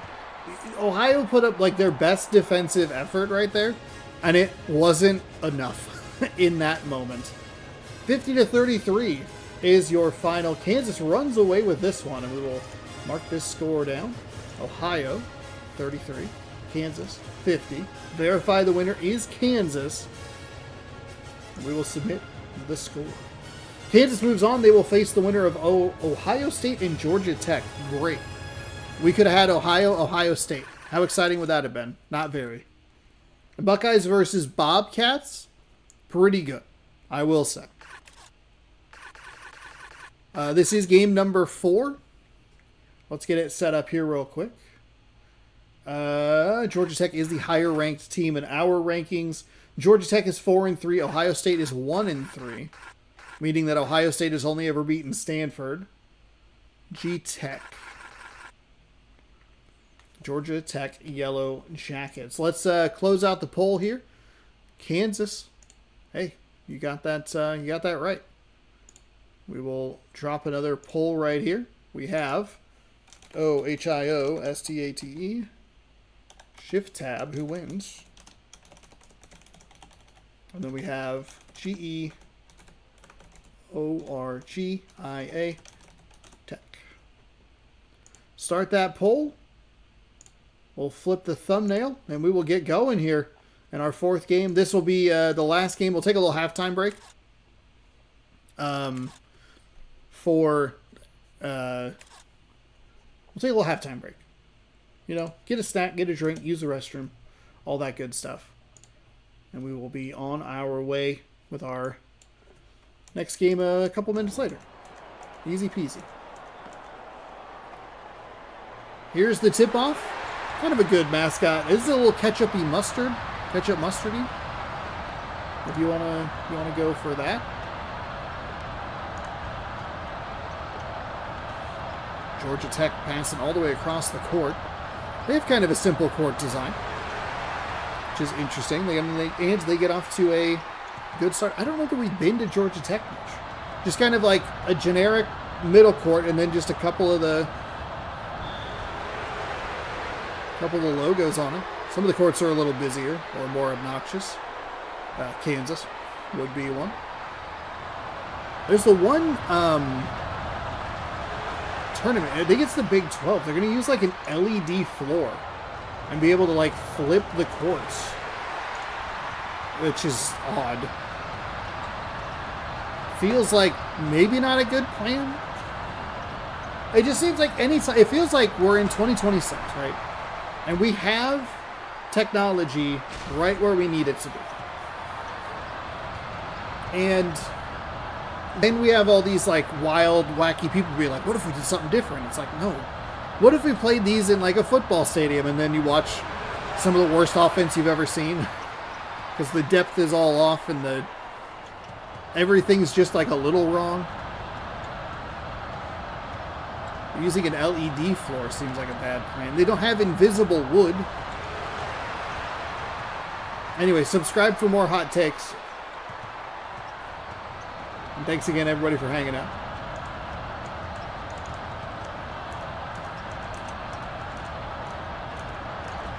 Ooh, blocked on the outside. We'll stay Ohio State ball. 6-3 Georgia Tech. 90 seconds gone here in the first half of game number 4. There's a nice jam inside. And Ohio State keeps it within just 1 point.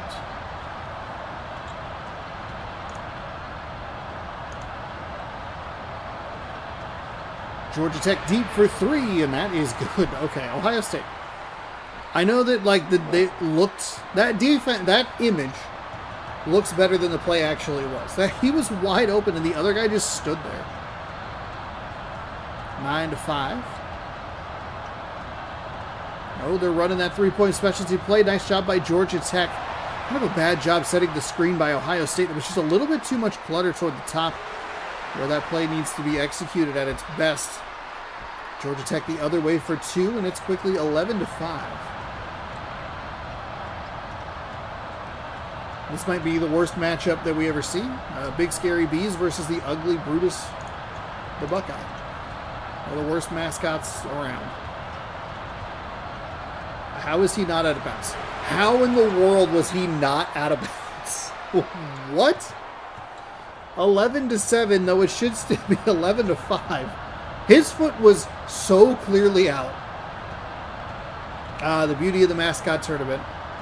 If there's one thing that my channel should be known for, it's using broken video games for like a lot of sporting tournaments.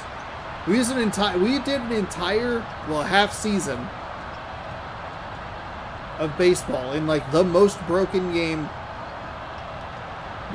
baseball game. I was watching a video, 13-7 as they go inside. Circus shot is good, and the foul. He'll head to the line for the and one. I was watching a video for one of the All-Star baseball games. I guess that one's pretty broken as well. And he misses the and one opportunity. But I don't think that game works for what we need it to work for. And it might be a game that works so poorly it breaks me. Because the way they were talking about it was just like that the hitting is super inconsistent and the ball is never quite where it should be. And I also might own that game. All-Star Baseball, I think 05 was the one that they had, and that's picked off. Georgia Tech doing a good job to get in the passing lanes. 13-9, they lead by 4. It's a little cluttered, but doesn't matter as the shot is good. I guess technically, somehow that looked both cluttered and like a clean look. That's very weird to see, where basically he's just looking over his own player, but like Ohio State's kind of in the area, but then that feels like more people than you want.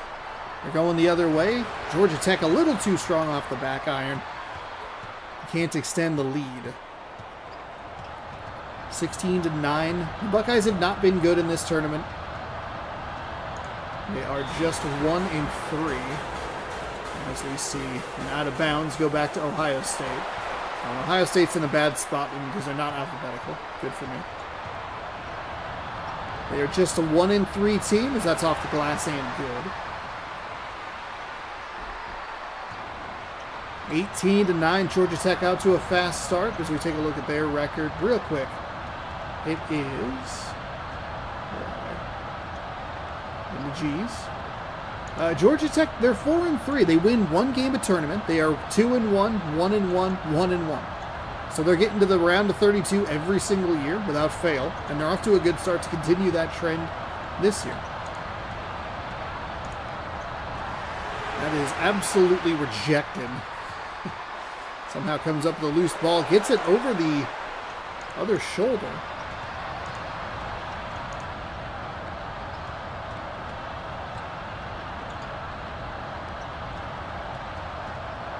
As it's inside and jammed home.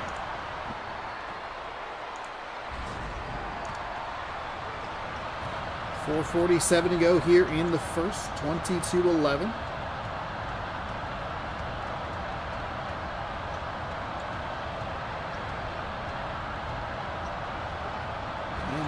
Batted down. Oh, they went for the dive. It's going to stay Ohio State ball, so it didn't really matter, but at the same time, like, you'd like to see them come up with that loose ball. Nice shot for Ohio State. Knocks down the 3. And we'll see if they can make a little run here. Try and close this gap a little bit. And then, like I mentioned, we'll have our little halftime break. That's a big 3 from Georgia Tech to respond and push that lead right back out to 9. Flipped it down to 6, pushed it back out to 9, and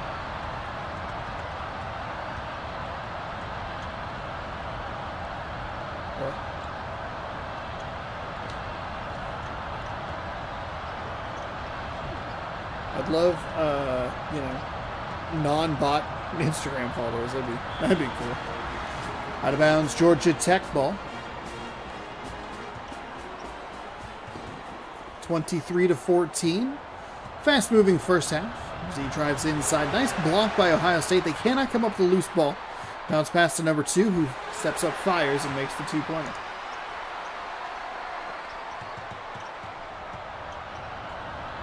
I felt the wrong inhale. And I went, that's going to be a cough. And it was. Oh, Ohio State. Oh, why didn't he take the shot? Passes inside. The center somehow has the 3-point specialty sticker. Who's the 2K8 guy? Is that Craig Oden? College hoops 2K8. Oh, he was number 20. That is buried by Georgia Tech. That College Hoops 2K8 being the last version of that game is very expensive. And I don't think none of those college hoop games work because they don't have any mascots. I think one of them might have like it as an unlockable, but I don't think it's not what I need, obviously. I mean, there are even NCAA March Madness games that don't work for what I need. NCAA March Madness 2004. They only have 50 or something like that. I guess you could do a 32-team tournament. As is the case with me in a lot of scenarios, it's like, let's do the most extreme version of it. Reasonably extreme. We're doing 64 games, but we're not doing 20-minute halves. Right, let's split the difference. That's too much.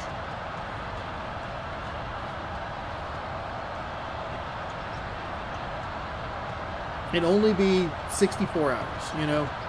Just a crisp. We'd only be able to get through like 4 games a day. Ohio State's going to get fouled on the way to the basket. That would be such a long term. They'd be 4 games, 4 days a week. Whew. I don't even, we're at 8 parts right now. That's enough. What was actually, because I can look it up, because I did some 20-minute half games with the Cougars and the Huskies. So let's look at Apple. So that was how I qualified it. Oh yeah, I guess it was about an hour. Let's see, so one of them was an hour, the other one's 58 minutes, 104, 55, and that'd be per game. Oh man. That's what you do, is you take half the teams and then just do double the time. Ohio State, I mean, they're doing a good job staying in this game. They've cut the lead down to 5. They took a 121. Or they've cut it down to 7. I apologize. My brain did not do that math correctly. Good defense here to cut it down to 5. It's a nice 3 from the little angle spot. They're going to run it again to the other side. I don't know that it's a 3. It didn't matter because it didn't go, but a nice offensive rebound, although it gets blocked. And a nice steal. Gets it off the glass and good. So kind of what ended up being kind of a nice sequence of events. It felt like it took a little extra to get there, though, if that makes sense. There's the 3. It is good.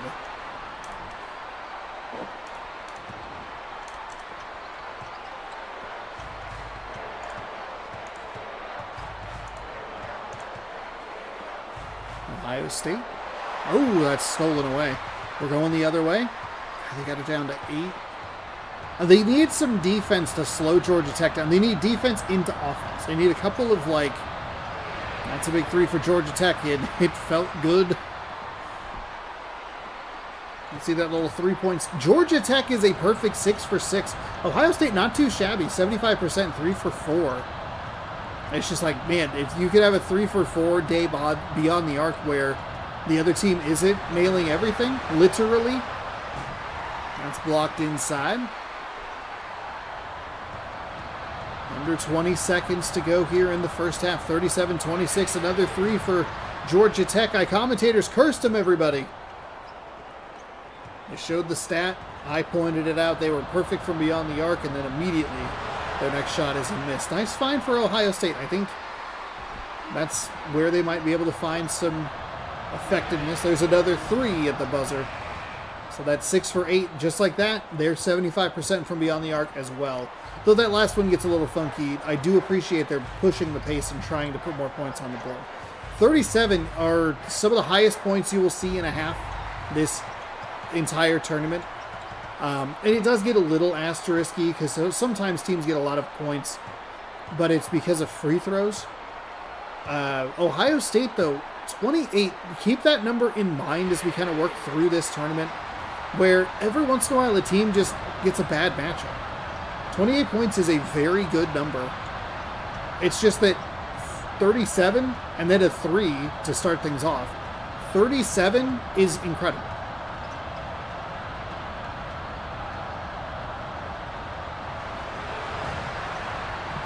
Nice offensive rebound, but can't get the putback. Gets the offensive rebound again and gets the putback. 37. 37's more in a half than Ohio had in their entirety. And Weber State. That's how good that half was, and kind of how bad those teams were. So it's a little bit of column A and column B.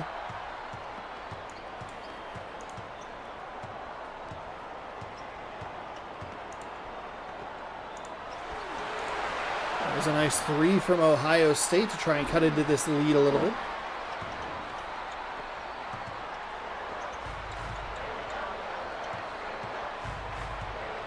With doing this, the restream thing, I will be doing more Twitch streaming. I know I've been doing specifically the YouTube stuff for baseball, but I've been meaning to bring the Twitch streaming back a little bit anyway. So we'll do MLB, the playoff run we'll do on Twitch as well. That is up and in off the glass and good. Hey, I like the shot selection from Ohio State. 42-35, a 7-point game. 8:07 to go here in the second.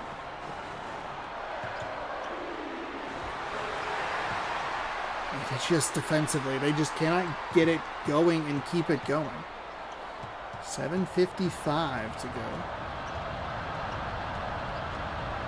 There's the kick and knocks it down. 44-38. Again, they're doing a good job. It's just that Georgia Tech has been better.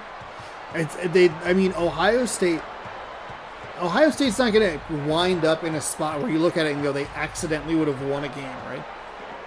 They're going to sit in this spot of we're going to look at their final score, and I would not be surprised if at the end of this first round, they would have won most of the games against the teams that lost.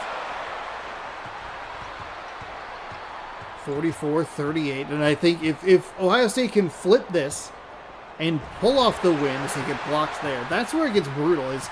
They finally get that defensive effort, they finally get the turnover, the takeaway, the steal, and they can't come up with points on the other side. Shot is missed.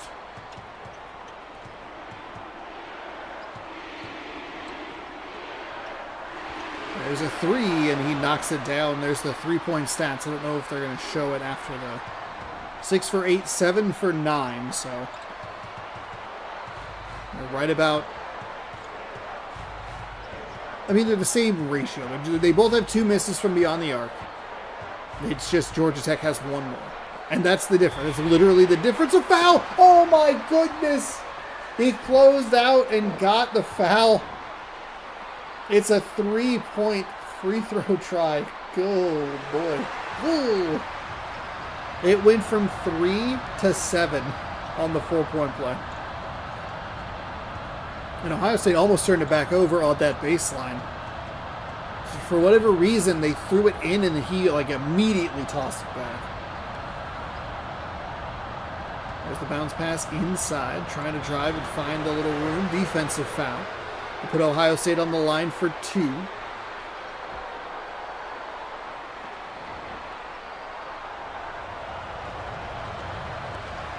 First free throw is good.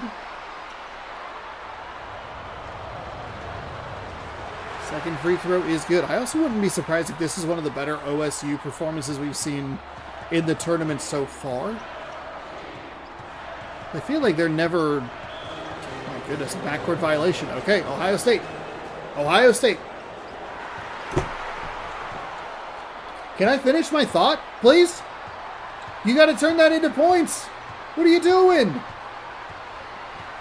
They had, it was so good. There's the three, no good. That's no good. That's no good, and a foul. What a disastrous turn. Oh my. Ugh. Ohio State. Okay, this is the second free throw. They do pick up the rebound.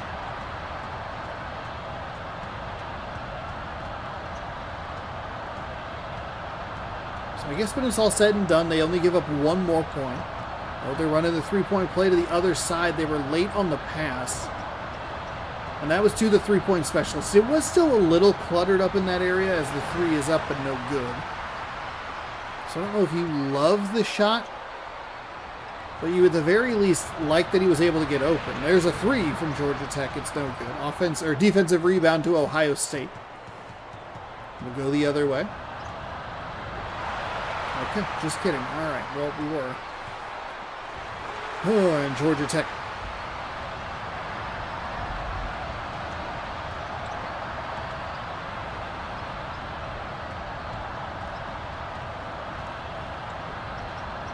Driving inside, past the defender, it's up and good. Ohio State's doing a good job at keeping it close. It's a 2 to 3 possession game. That's kind of what they're waffling between. There's a three from Georgia Tech, a little long. The offensive tip-in, nice job there. Timed that up really nicely. Kind of a wacky throw up the floor.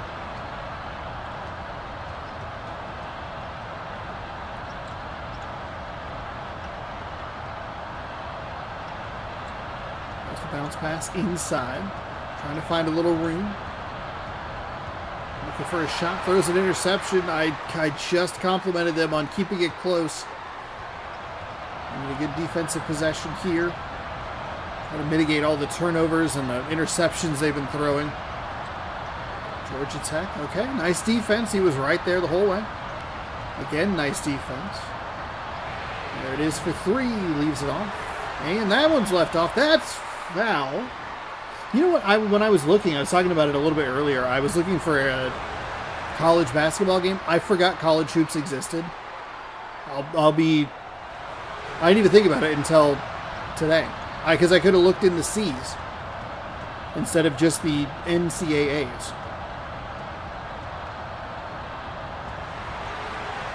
I got blocked right back in his face. Going the other way, defender. Hey, does a good job that time. At least pushed him back out and made him have to drive to the hoop. Driving inside. 3 Bs around him. Very scary. Lost the ball, and they're going to come away with the turnover. I don't know why he didn't try to get rid of that at all.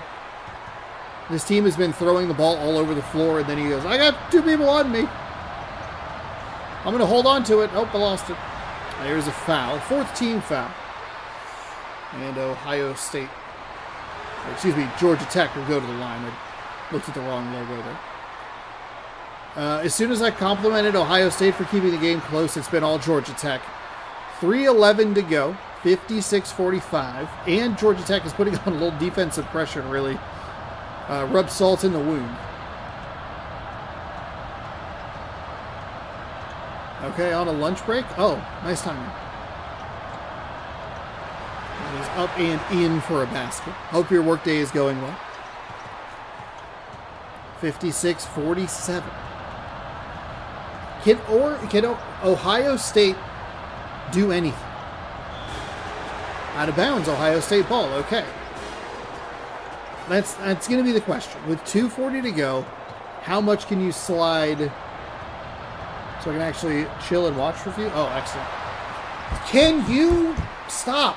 Oh, can you stop? I have thoughts and opinions, and the teams just go, no, never will we allow you to finish your thought. That actually irritated me. That actually is annoying. There's Ohio State for 3, bangs it home, makes it an 8-point game.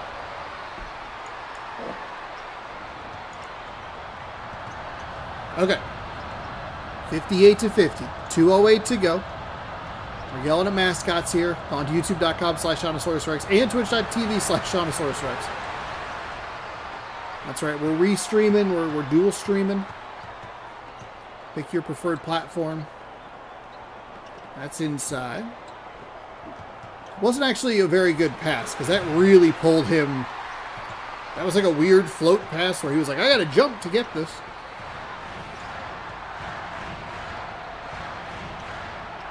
Nice pass by Georgia Tech without stepping on the baseline. Nice interception. Turnovers 11 for Ohio State, 6 for Georgia Tech. Boy, those numbers make sense.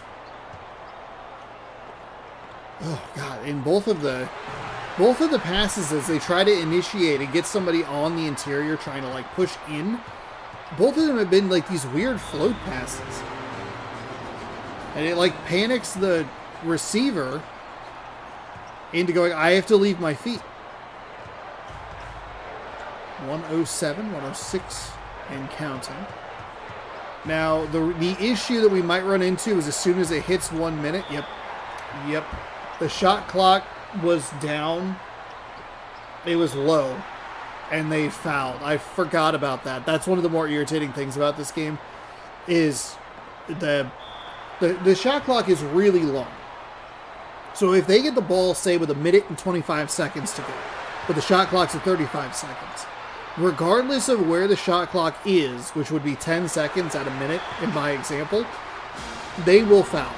So there have been situations where it's been under 10 seconds and they're going to shoot the ball. It's like the 5-4-3 kind of range, and they go, oh, we're going to foul. And it's like your defense was just about, they were going to huck up a shot from the logo.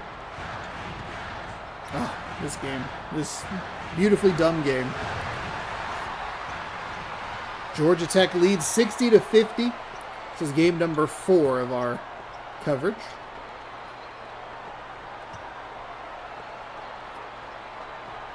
Working it around. Georgia Tech might be prone to throw an interception or here, or 2 here. Yep, there it almost was. Twitch channel, the same name? Yes.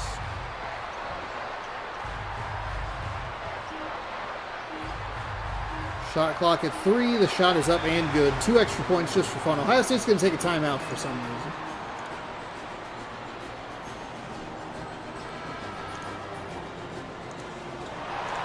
If they got a steal. All right.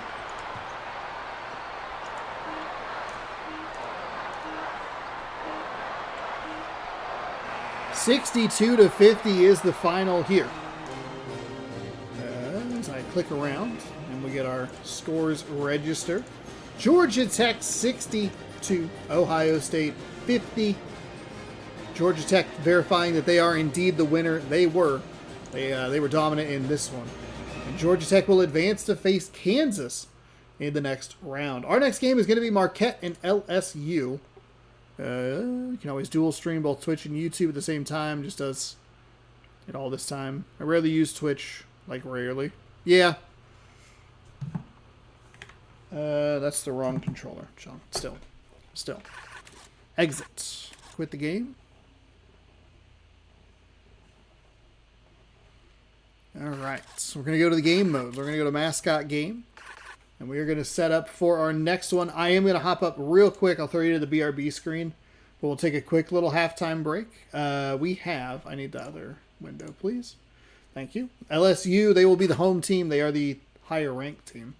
6-4 are the LSU Tigers. I didn't know which way to go. 0-3 Marquette. Marquette Golden Eagles and the LSU Tigers. We will close out the poll. I was 10 minutes in the past. My comments are from 10 minutes ago. Oh, okay. Ooh, all right. End the poll there. I'm going to throw you to a BRB screen, and I will be right back. Where is it? There it is. See you in a second.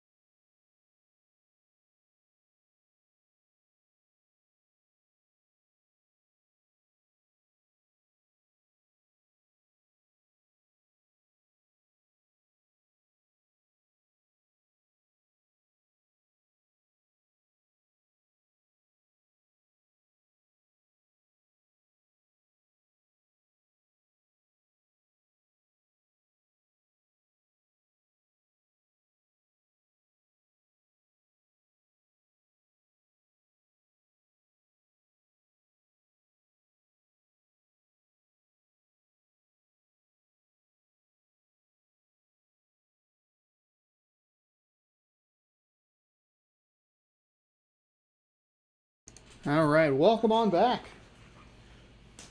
to March Mascot Madness number 6. We are at the halftime break. Let's do a little standings roundup here while we have a moment. We have 5 predictions submitted this year. Thanks everybody for submitting. We have okay, so we have a 4-way tie. We have Murph Dog at 3 with Spring is in the Air with 3.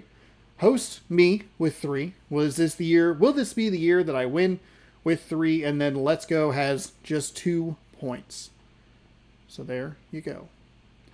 Oh, the score potential is good. Okay, cool. All right, there you go. Quick standings update. It's easy in the early situations. We go back to the bracket on that page. And we will swap over here. Let's get set for LSU and Marquette. We'll advance. LSU, like you can see, they are 6-4. They are taking on a winless Marquette. Did I put the teams in the right spots? I did. Okay, cool. Let's throw a little poll up. Start a poll. Who wins? LSU, Marquette. Let me know in the YouTube chat, as that is a fall away 2 for LSU to start things off. And the last thing I need to do is flip a thumbnail. Marquette, hey, nice job to respond. 1 point. We are off and running. And another, 3 for 3 between the two teams. We're up to a fast start. 2 for LSU, 2 for Marquette, 2 for LSU again. 4-2 your score with under a minute gone. These Golden Eagles look a little ugly. There's just a lot of yuck color happening out there. Flip that shot up and in, and we continue our hot start for both teams.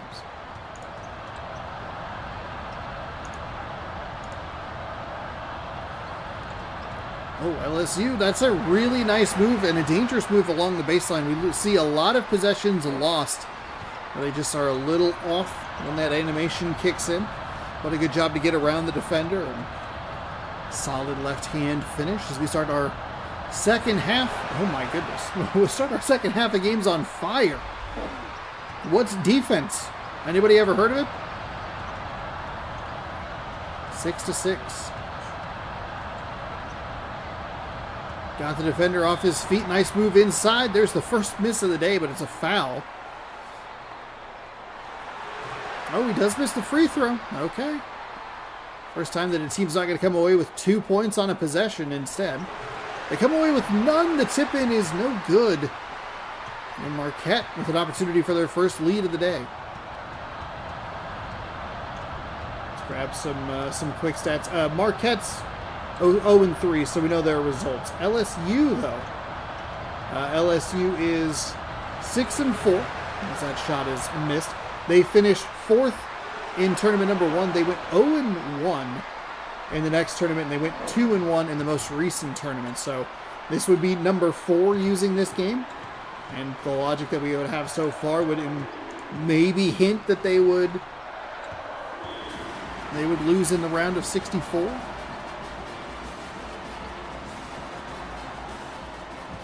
Pass in. There's a shot that's missed. So after the hot start for LSU, they got the foul. That was a basket that obviously did not go. Well, not obviously. The shot that did not go. Marquette on a little bit of a run here. So we've only had... What do we have? We've only had one winless team play so far. That was Weber State. They got absolutely rocked by Louisville. And Marquette, another winless team that we're taking a look at. They're up by 3. Looking for three-pointer. There it is. Number 30 buries it to double the lead from 3 to 6. 14-8. It's interesting when they run those three-point plays like that and they throw it to a guy who is not a three-point specialist. They don't have that sticker. So that's interesting. We're going to look and see how much a College Hoops 2K game costs. Driving inside, wiggling between some defenders, rattles around and gets the friendly home roll. Price charting. We'll go here. Seems like they didn't want to give the normal players shots in size. I guess the tallest mascot would win most of the time. Yeah, that's a block on the outside. Nice job by Marquette. 14-10. Oh, and he stepped out of bounds. Okay. So that's why, I mean, that's exactly why that play is so dicey toward the baseline, is if he steps on the line, then it's a turnover, and it looks really dumb.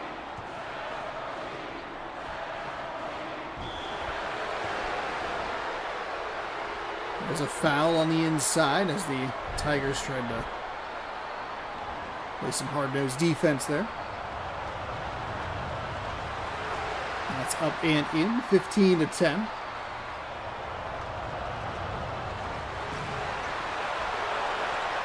My goodness. Watch me get a perfect bracket on this silly thing. Man, to get a real March. Oh, yeah.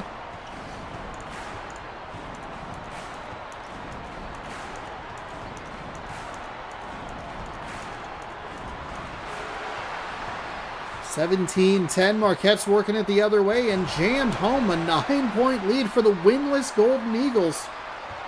Wow.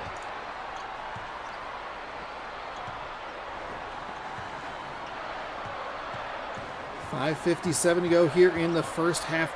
We got off to a really fast start. Both teams making basket after basket.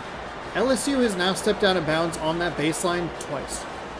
They are just playing so sillily, and it's led to this really funky spot because it was 6-6, which means you're looking at a 13-4 run for the Marquette Golden Eagles, looking to put some more points on the board. That one's no good. Nice rebound for LSU as they work it the other way. Kicks into the side. There's the three for LSU, no good. Number 30 comes up with it and pushes the pace the other way. And he's going to be fouled and make the shot, so an and one opportunity.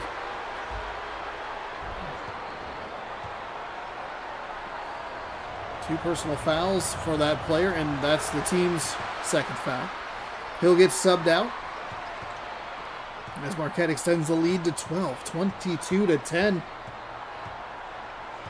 Ooh, we have a couple of votes here in the poll. 50-50 split between LSU and Marquette. Into the corner. The three is up. The three is good. LSU's going to need some more of those if they're going to get back into this game. Obviously, plenty of time. Almost done with AC Shadows. I need that Spider-Man game to hold my attention until MLB drops. It's a good little run of games. Shadows to Spider-Man 2 to MLB The Show. That's a foul. The third team foul this half for LSU already. I guess there's been 5 minutes gone.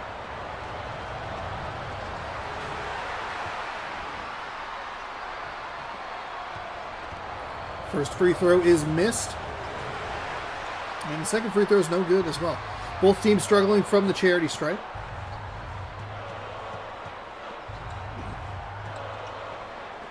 Two quick passes inside, and the center had the advantage.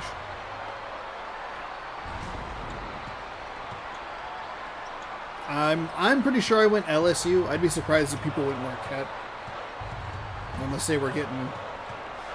Some of the record stuff, like there's a lot of games that are kind of coin flips between teams that are 2-3 or 3-2 or whatever. But this is like a pretty good LSU team versus a Marquette team that's never won a tournament game before. But I am one of those 50%ers. Putting the polls up in the chat is fun. Oh, nice steal. Okay, good little run here for LSU. 23-17 now, and they have an opportunity to close this even closer. 23-19, we have a George Sanderson game. Monsters, Inc. 23-19. We have a 23-19. Oh, they're working it. There's the number 30 for 3 and a nice response there. You see that Golden Eagle defending 2 Tigers at once. 7-point game. Marquette leads. And they're going to get a foul. Nice job by the center there to get the ball into the bucket and fight through the contact. This is the actual tourney. Or do you mean the real tourney, like real life tourney? Selection Sunday's coming up. They just did like a preliminary thing for some reason.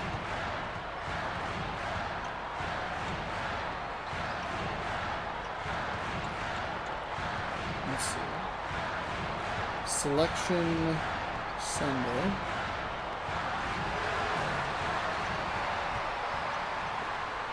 Sunday 2026. Selection Sunday is March 15th, so we have a couple of weeks left.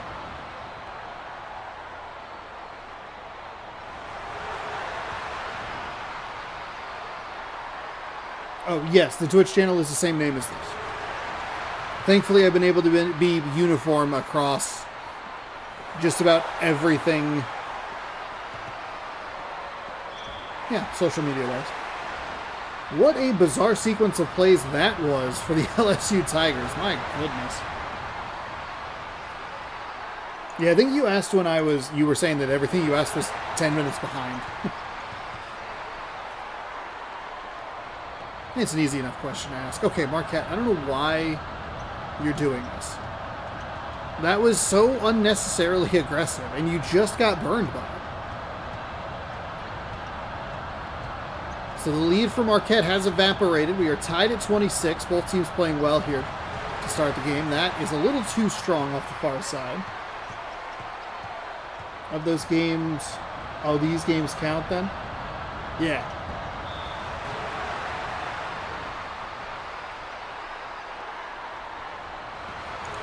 Yeah, I did 4 games for for the last chance to fill out your bracket, which I saw you in the chat for, and then this started at about 12:30 Pacific. So.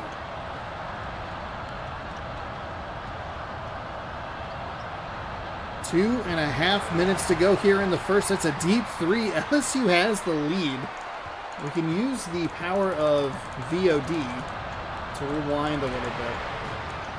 They were up 23-17.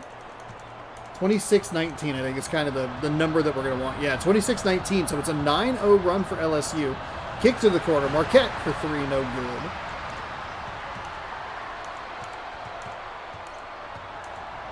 That steal was huge. So that was what allowed them to tie the game. I will say I have dinner plans tonight, so there is no baseball this evening, so that would be a good time to catch up on them. And I have thought about running replay streams on Twitch. Could be kind of an interesting thing to do. Just collection stuff throughout through the night or days I'm not really doing anything.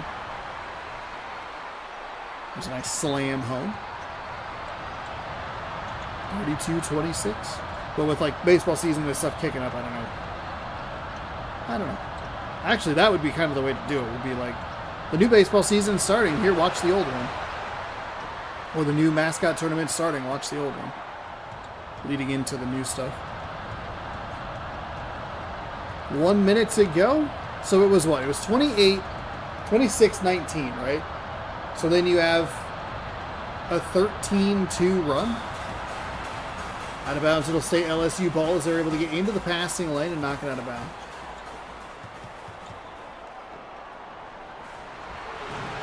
That's left short. Technically, I should be having dinner every night. That's a good point.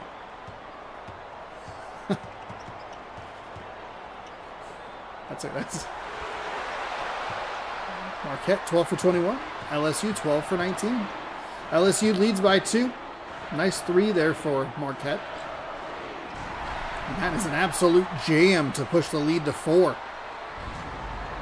Marquette looked good early, but LSU's done a good job to just kind of stick around. And we've seen that a lot here in the first halves of these games.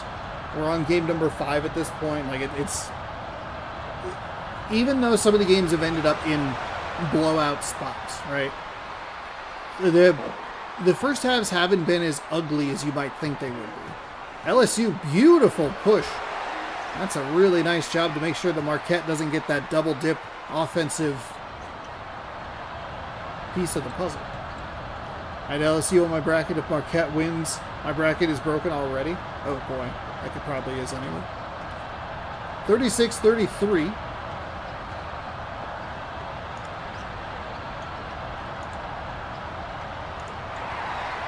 Oh, there's a steal for LSU. He leads by 3.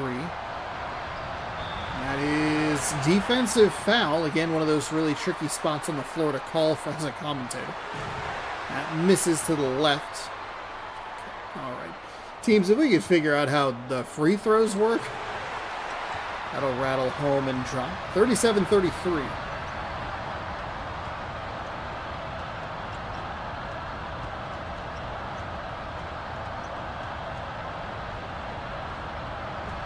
That is blocked.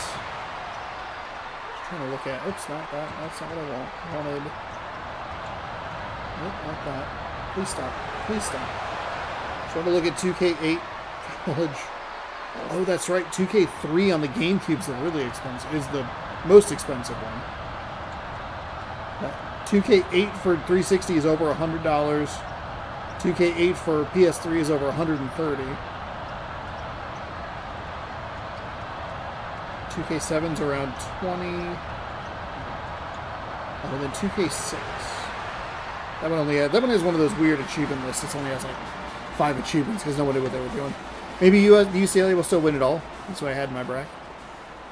Yeah, they are. How far down the line is UCLA?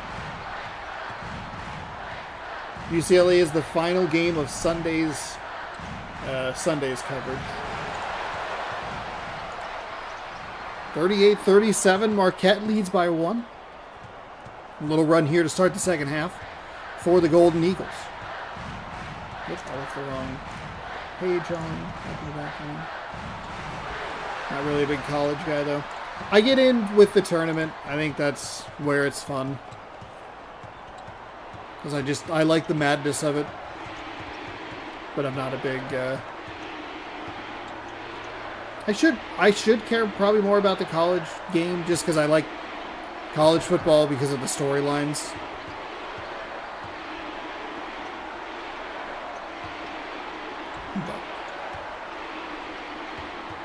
Trying to find some room. There's a block into the corner, and that is... There's 4 seconds left. Marquette's going to have to get a shot. They did a good job to get it to the three-point specialist. It's no good. LSU. Opportunity to retake the lead this time down the floor. They find a three-point specialist. They run that same play on the opposite side. He'll take the 3 a few steps back and buries it to give LSU a 2-point lead. Knocks it home. 40-38. That's inside for a 2-pointer, and that is a 40-40 game. Marquette not really looking like a team that's never won a tournament game, and LSU, I think they're one of the teams that have kind of they have a high finish, and I think that's their calling card. We've seen a couple of teams like that. A couple of teams were like, oh, their win-loss record looks pretty good. They go, oh, most of them are in one tournament. Otherwise, they haven't performed particularly well.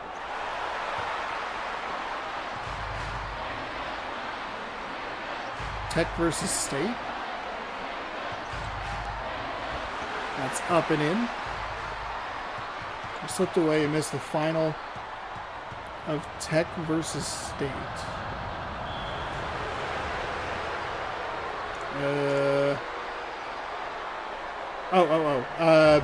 Georgia Tech 62, Ohio State 50. You said Tech, and I immediately thought of Texas Tech, and I was like, they haven't played yet. And it's like, No, they Georgia Tech played. And Ohio State played. NFL and NBA draft pick can help you immensely. Which is weird because college players, if even drafted, aren't going to be... Yeah. That's up and in. I don't know. Sometimes it feels, especially like college football, it just feels like such a crapshoot. Like Lamar Jackson's a good example. Everybody gets all excited about one player. That's a 3 for Marquette. Left it a little bit short. They're down 2. Under 6 to go here in the second. LSU leads 44-42.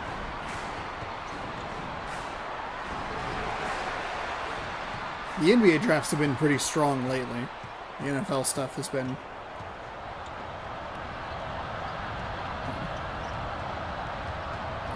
developmental in some spots. Maybe it's just the fact that like the Packers draft picks haven't worked out all that well. But I don't know. The Titans suck. Like, I want Cam Ward to play well. He was a fun guy to watch in Washington State for a year. Okay, the alley layup was no good. And Marquette still stays back by 2. Number 22 hitting every button on the controller. Trying to find a little room. There's a flip shot up and good. 46-42, halfway through the second half.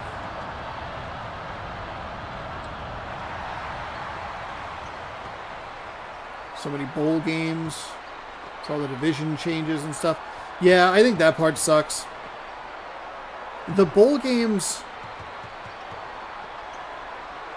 when the teams buy in, they're great. But we have the Pop-Tarts Bowl. We have the beauty of the Pop-Tarts Bowl. We have the Pop-Tarts Bowl and the Mayo Bowl. That's out of bounds. Marquette stays.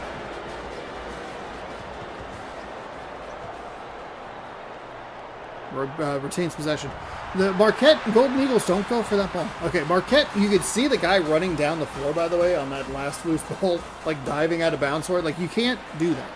You're down by 4. You cannot touch the ball and give it back to LSU. There's a 3 for Marquette. It's off the near or the far side and no good. LSU still leads. Marquette has just been stuck at 42 points. Marquette's been playing well enough defensively to keep them within reach, but feels like maybe they might start slipping sooner rather than later. College football is very difficult to keep up with. Oh my, they almost threw that to a player who was standing out of bounds. That would have been brutal. They are able to get the 3-point shot off. It's way too deep, though. And he's not able to convert. 2 quick passes inside.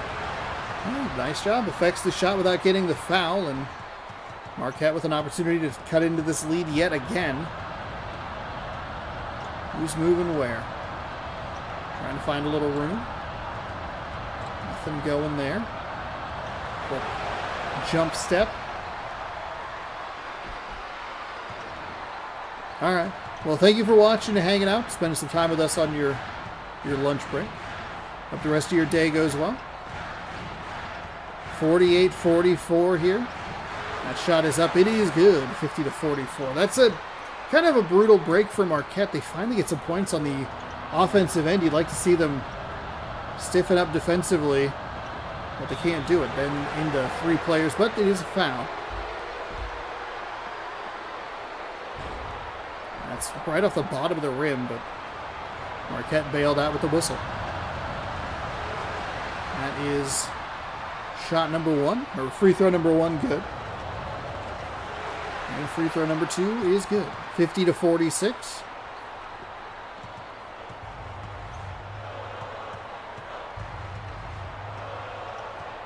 What does Marquette have here in these last 2 minutes and 45 seconds? Can they pick up their first win? Oh, it's stolen, but he slides out of bounds. Oh, that... I don't know why the slide animation or the dive animation is like that, but it is tough. Oh, LSU managed to keep it in bounds that time. Got real close. We saw LSU really struggle near the baseline earlier in the game with a couple of turnovers, just stepping out of bounds. Able to keep it inbounds that time and push that lead back out to 6. 52-46. Nice little move by Marquette. Knocks down the mid-range too, and it's a 4-point game.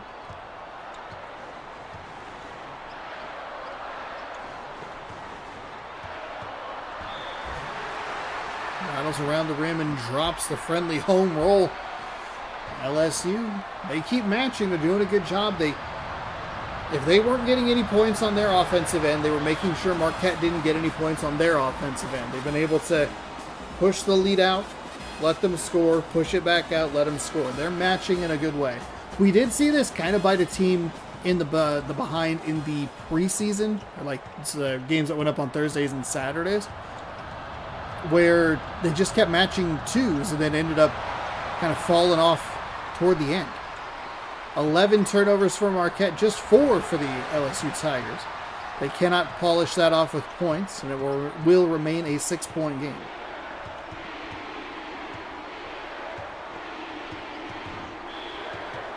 Defensive foul, Marquette ball.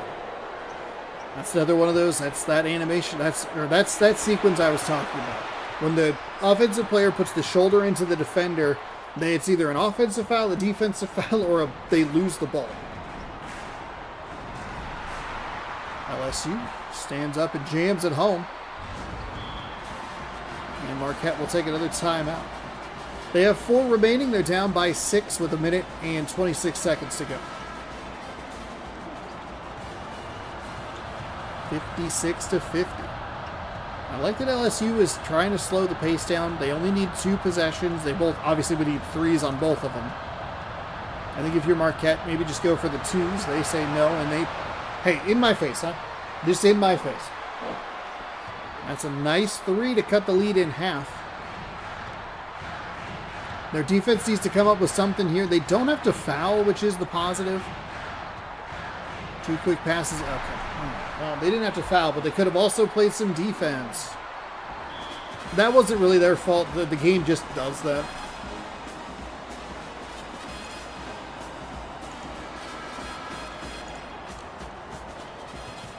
So, Marquette down 5, 58-53. Under a minute to go here.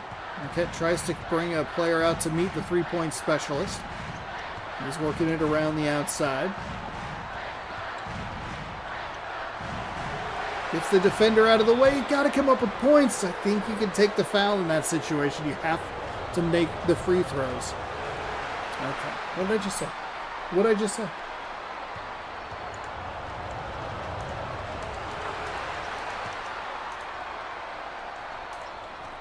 They go 1 for 2 from the line. Marquette's going to need to start fouling. It's going to be the annoying thing where they're going to take too long.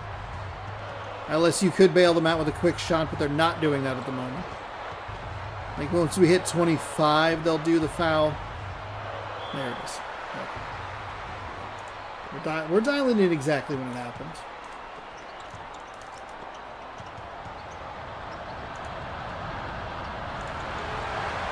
And there is a, oh boy, Marquette with a 3. 58-57. That was off an LSU missed free throw, wasn't it? LSU's had that problem all game. I forgot about that. So now they're going to have these defensive fouls. Wait. No. So it's intentional foul. Now they'll go to the line. So LSU... Oh, they inbounded the ball. They did what...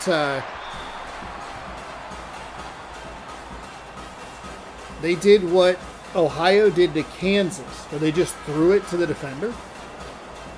It is, why are you doing that? 58-57, under 10 seconds to go. LSU playing some tough defense. They got to get up the floor a little bit closer. 3, 2, 1. The 3 at the buzzer's no good. They got the offensive rebound, but there was no time. LSU survives 58-57. Wow. LSU 58, Marquette 57. Double check, verify the winner, LSU. They will move on to round number 2, facing the winner of Ball State and Clemson. What a finish. And the game didn't give us one of those terrible, awful, stupid shots. They actually had a good shot.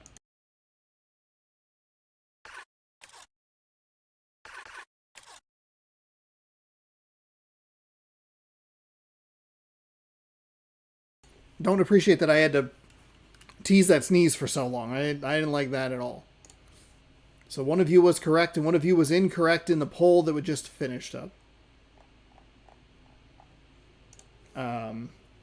We'll start another poll here. I will flip the thumbnail. This part doesn't have a great... Oh. We're not watching that. Let's see. We have the Ball State Cardinals. They are 3-3 in this tournament. They will be the home team.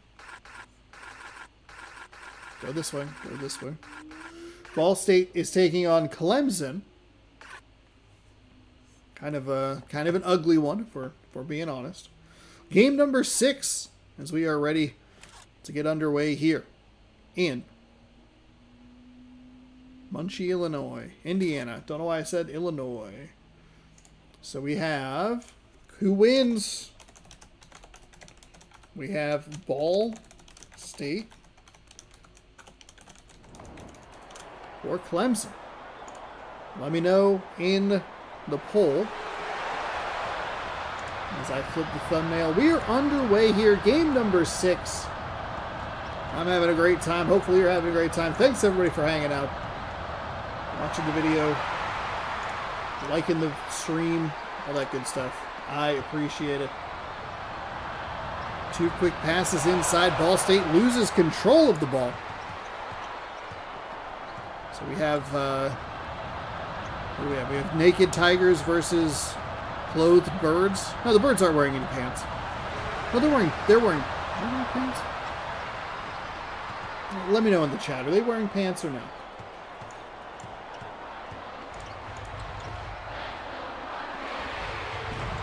The 3 is no good.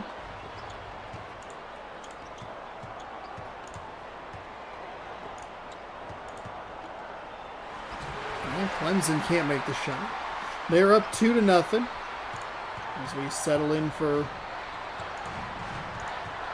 more NCAA mascot action. The bounce pass inside. Fakes it and kicks it back out. Bounce pass back inside to the center into a trio of Tigers. He just ran out of pass. It's the best game in the world. Clemson leads 2-0. Minute and a half-ish gone here in NCAA, or in the game. Looking for the 3-pointer, but nothing there. They'll find him. Leaves it a little left. No foul called on that. We see that foul called a foul a lot, but nothing there. Rattles around on the rim and drops. Ball State able to tie things up. Slow start for both teams. The first couple of minutes have only seen 4 total points. And I don't know that it's a good, defensive game. It's just kind of... When you watch a team walk the ball out of bounds, you don't feel great about the offensive performance. Nice steal there by the center. That's a good job to get his hand in the passing lanes.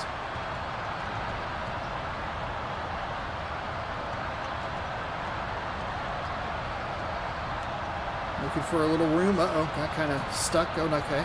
All right. Oh, now he lost the ball. All right. And we're going the other way. Number 3 lays it in. Kind of little finger roll. Nice, easy basket. 4-2 Clemson. Ball State unnecessarily aggressive, throwing that ball to midcourt. The mid-range jumper's no good as that leaves off or hits off the left side of the iron. Clemson wide open 3. Nothing. Just not a whole lot offensively. I wonder why these teams are the way that they are. They were looking, I think they were looking for that bounce pass inside. That's a foul while the shot gets made. Okay, that was the highlight. They showed us the highlight and it was him catching a pass. Ball State knocks it down.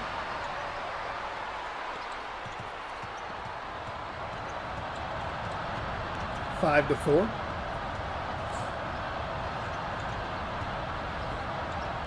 Good job by Clemson to bring a player out to meet him near midcourt. Spins and knocks that one down. 6-5, Clemson retakes the lead. I feel like we're going to be saying that kind of a lot here. They're off by just 1 point, 2 quick passes inside. Maybe some of these teams can get into some kind of rhythm. If this game had a little bit more, like, complexity in the animations, that'd be kind of nice. Because, like, now you would see someone try to, like, jump in the air and throw the ball back in. But here they just run over and just touch it. Not that it really mattered in that scenario, but could you imagine more spectacular mascot action? Nice three-pointer there from Ball State. And Clemson responds with a nice 2 to tie things up. Offense is starting to feel like they're finding a little bit of flow here. Those first couple minutes were awfully slow, with just like 4 points scored, but the last couple minutes have seen much more consistent point scoring and a nice block on the outside in the corner. And a steal. Okay. Good job by Ball State to throw that right to the defender and go the other way. Swing it from an 8-6 deficit to a 10-8 lead.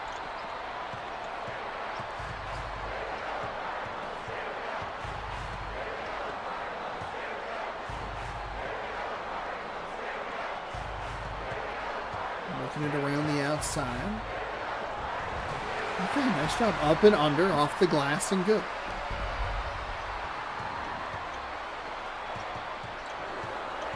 Ten to 10.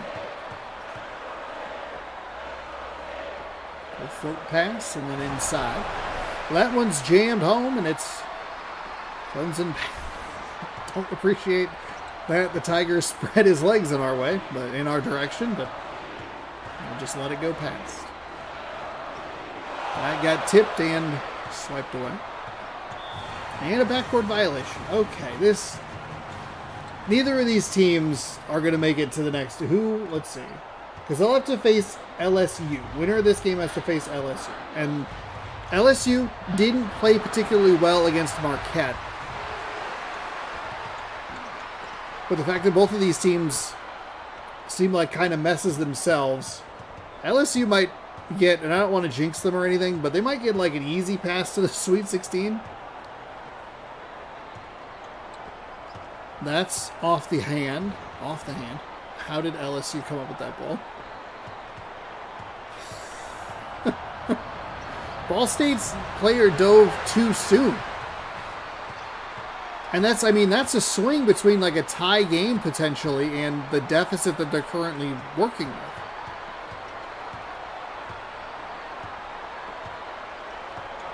There's inside. Nice job to find the center who had leverage on the defender.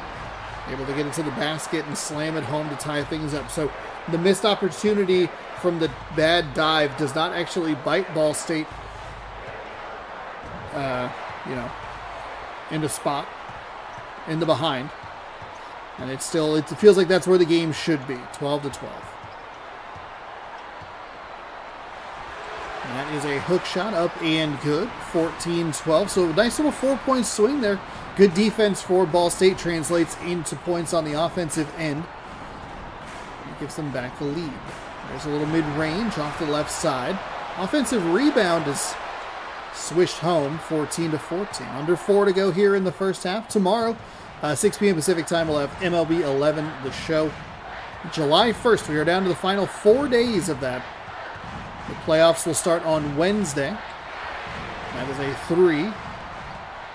That is no good. 14 to 14.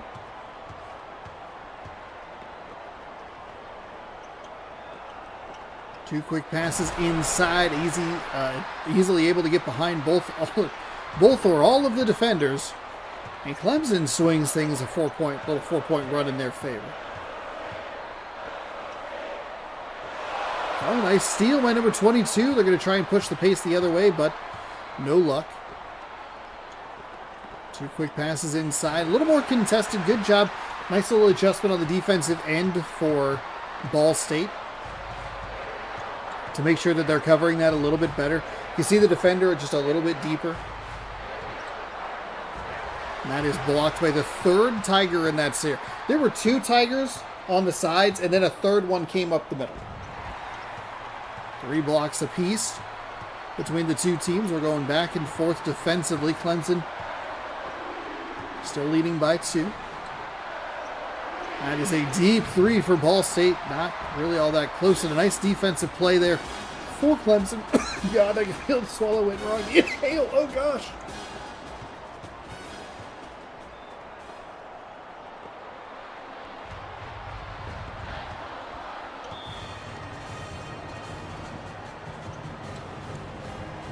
Out of bounds. There we go. There's a nice defensive play. Or offensive move, I should say. Excuse me. Ball State jams at home, and you can just see neither team, both teams under 50%, and it feels like it. These are not good looking teams right now. Nice pass, and the finish off the backboard on the other end.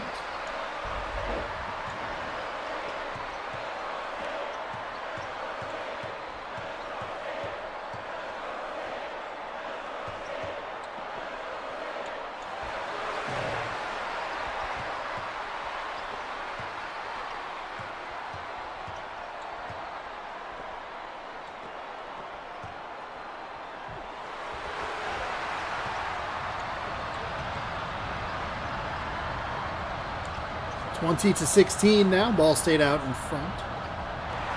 Oh, they try to go the 2 quick passes inside. Ball State, like I said, they've made a good defensive adjustment. It feels like they have those defenders back a little further. That helps make that play a little easier to have the advantage.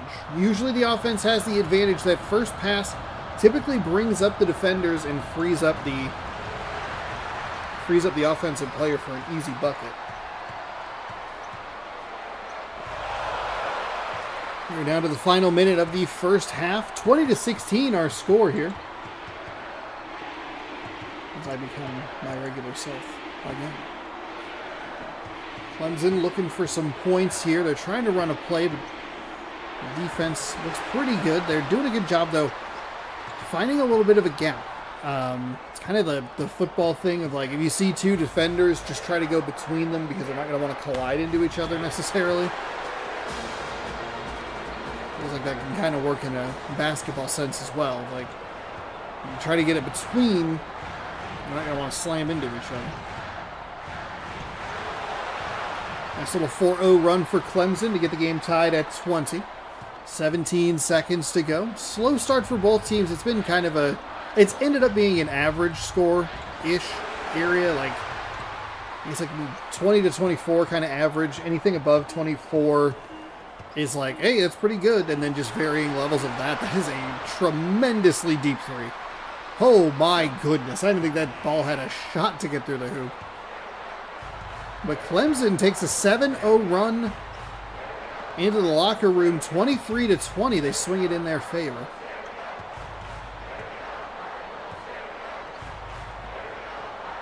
Two quick passes inside Ball State, giving Clemson yet another block. 7 blocks to just 3.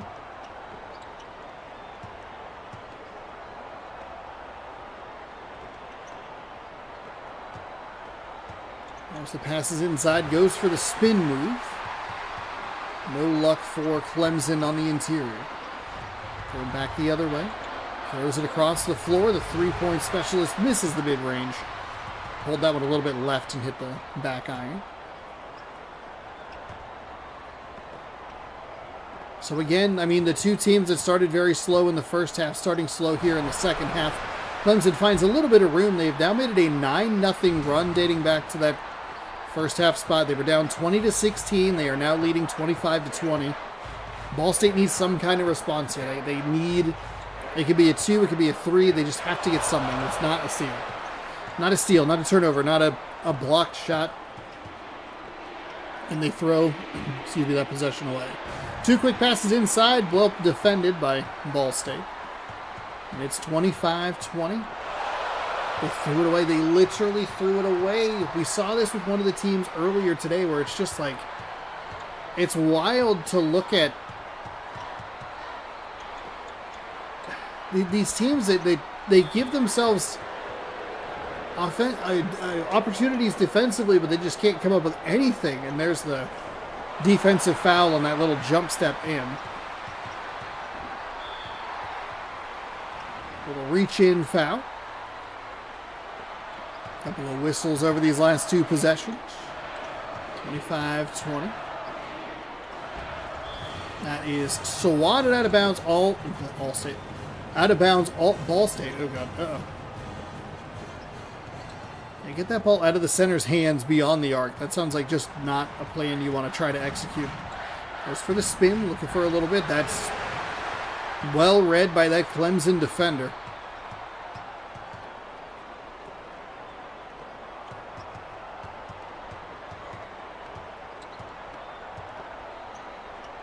That is up and in for three.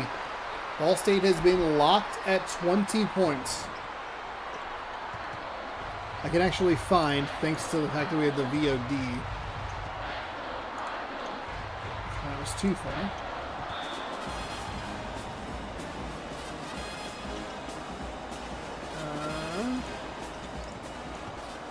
What did they have 20? So they had 20.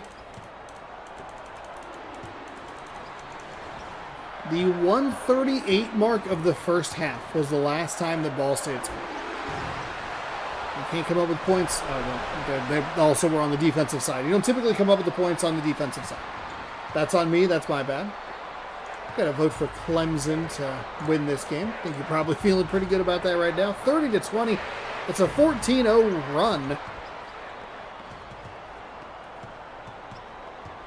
138. I mean, oh, jeez. Oh, jeez. Ball State. Absolutely falling apart here. Are they going to be one of those teams I look at and go, how does your record that way? Yeah, they are. They're 3-3 somehow in this tournament. There's a possibility, though, that Ball State got a couple of advantageous matchups and one goaltending. That's how they get their first points in 5 minutes of game time. Is goaltending.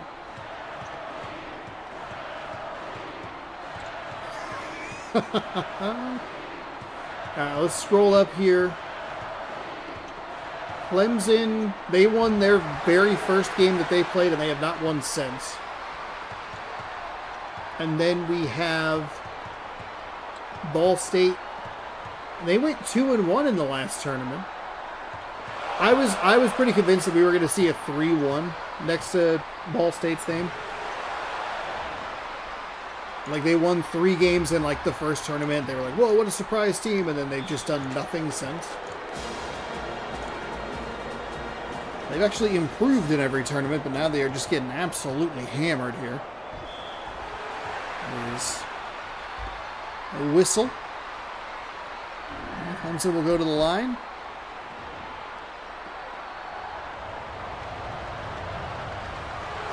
That's a basket good.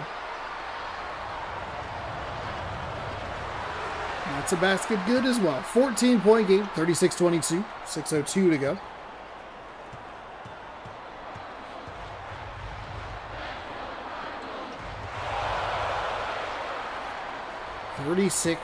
I can't believe that they've scored 2 points. And the only 2 points that they've scored in this half is via a goaltending goal. Just wild. It's been all Clemson Tigers here. 5:37, 16-point lead. To think that this is a Clemson team that was losing early in this game. It was 18-16. It's been a 20-4 run. Brutal.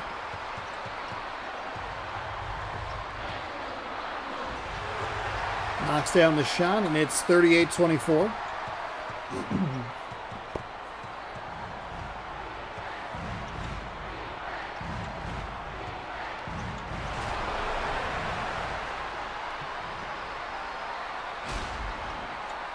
I like hit my lens with mine.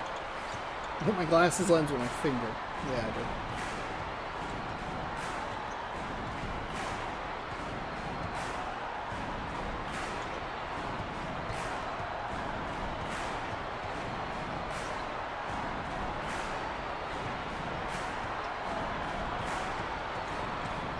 4:35. Oh, Clemson, Ball State got points. Wow, unreal. When did they get points? How did I miss that? There's a jam home for Clemson. They got points. A little mid-range too. Okay. I think I might have even called that out. I just forgot.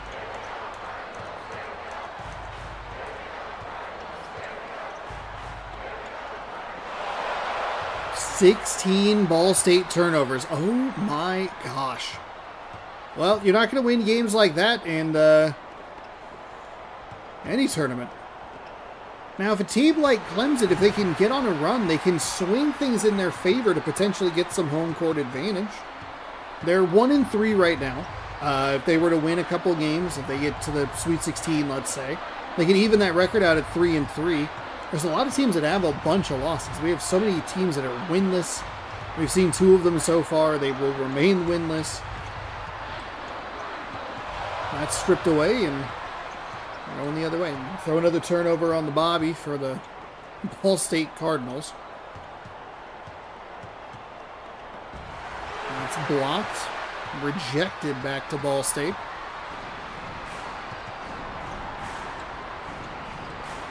Two quick passes inside. The Cardinals leave it off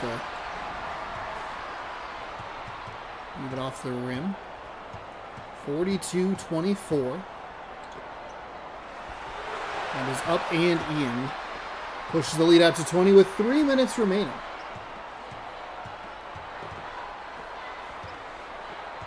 The game was a slow first half, a little weird at times, but it was close.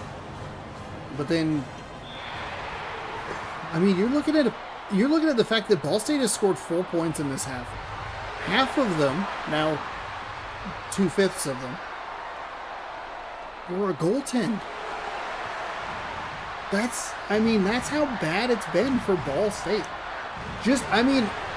Abysmal. We're going to lean back. We'll take a little nap. Just relax.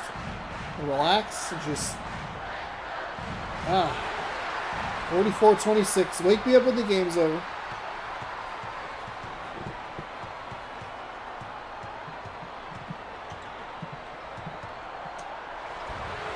That's left off the near side.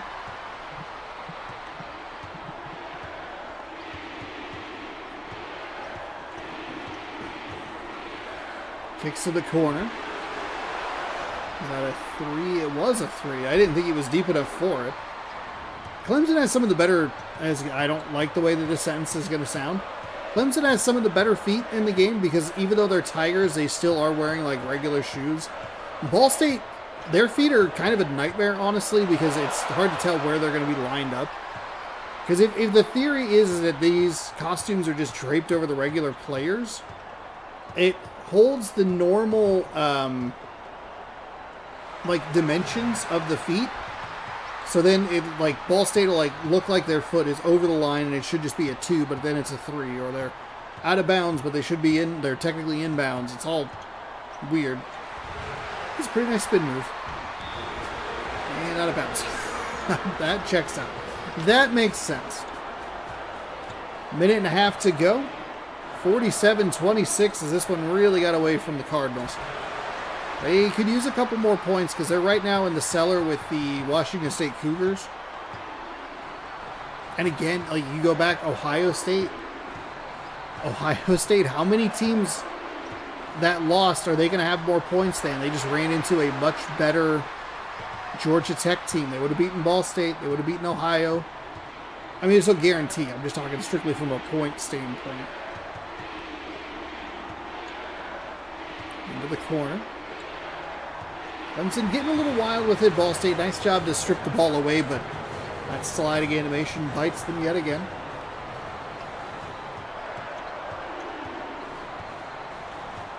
Bounce pass inside. And stolen away by Ball State. Okay, so they come away with a couple of turnovers. Good for them. Padding some stats a little bit.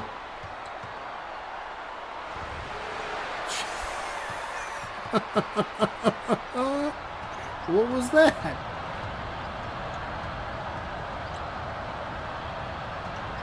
Stolen away and dives. Number 3 is going to bring it up the floor. Nice bounce pass inside. A couple of friendly bounces off the rim, and that will be... That'll cut it down to a 17-point game. 7.2 to go here as we get ready to wrap this one up.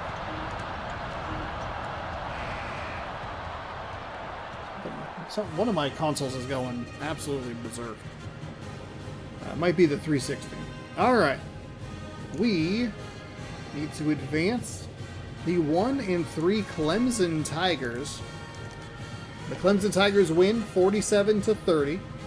Verify the winner is Clemson and submit the scores. We are off and running here in the Mascot Tournament. Clemson will head to go face LSU in round 2. We have 2 more games to get to in today's action.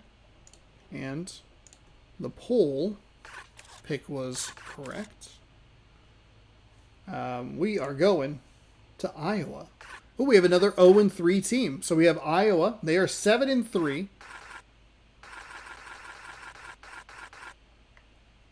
Iowa taking on a winless Pitt Panthers team. So, kind of yikes a little bit. Let's flip the thumbnail real fast. And then we will go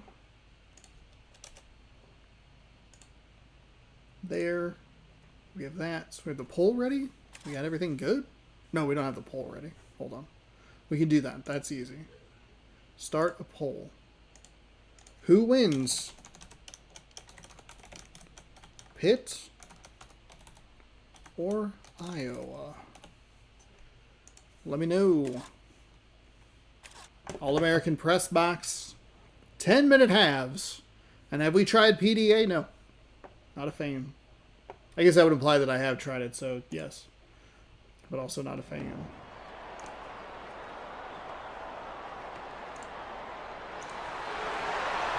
The tip-off is won by the Naked Panthers, and we are underway here in Iowa. The Hawkeyes take it on the Pitt Panthers. Pitt Panthers 0-3, like I was mentioning.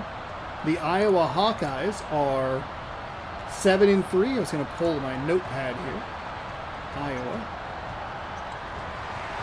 That's blocked and rejected. Iowa wins a minimum of 2 games of tournament. They are 2-1, 3-1, 2-1. So they're getting Sweet 16, round of 32. Now they're getting to the, no, what? It's 64-32, Sweet 16. They're getting to the Sweet 16 every time. And they get off to a good start here against the Pitt Panthers, who are winless in tournament play for 3 and leaves it a little bit short. I mean, with the Panthers, you know, it's just, they're just 0-3, 0-1, 0-1, 0-1. Nothing good is happening for that team.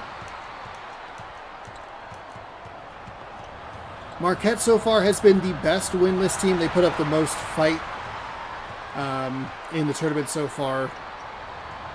As far as, I mean, I think we really need to give credit to Weber State. I mean, granted, I'm the commentator, so it's like, when I say we, it's just me. I'm the only person that, like, I'm the one who needs to give more credit to them. But they deserve a lot of credit. They were more competitive, especially in that first half. In the game, the score got away from them in the end of it, but what a pleasant surprise.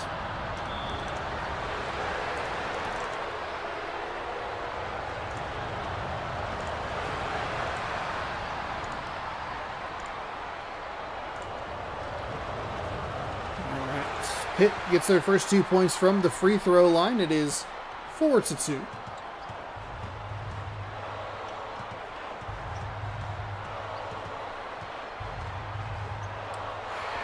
Iowa for 3.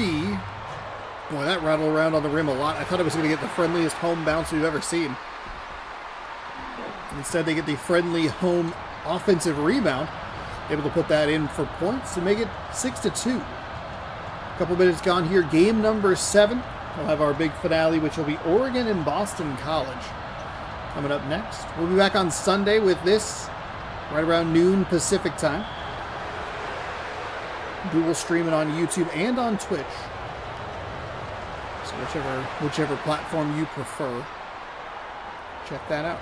6-3, Pittsburgh's points all from the free throw line. So if Iowa could stop fouling them, they'd be in a pretty incredible spot. Considering that they don't have any points from the floor. Hawkeyes working it around the perimeter. There's a shot inside the three-point line for a 2. It's a deep 2 to put Iowa out in front 8-4.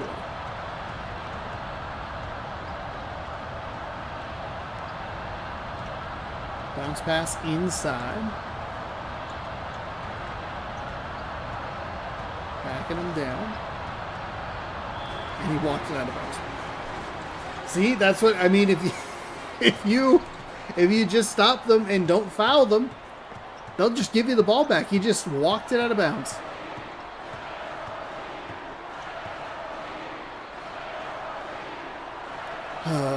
This game. What a beautiful mess it is.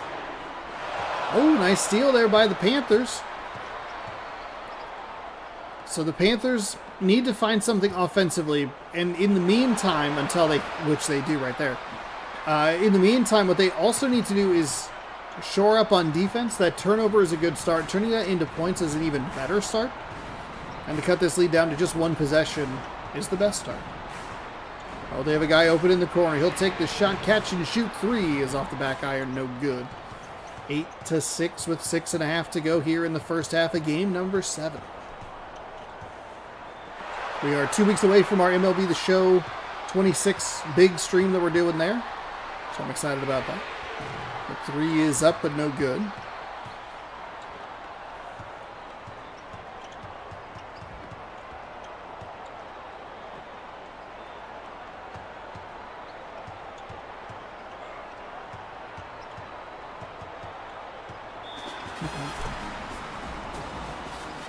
He walks it out of bounds again. They have more turnovers where they just walk the ball out of bounds than they do made shots from the field. That is off the face, out of bounds, Iowa ball. It was off the face of one of the players.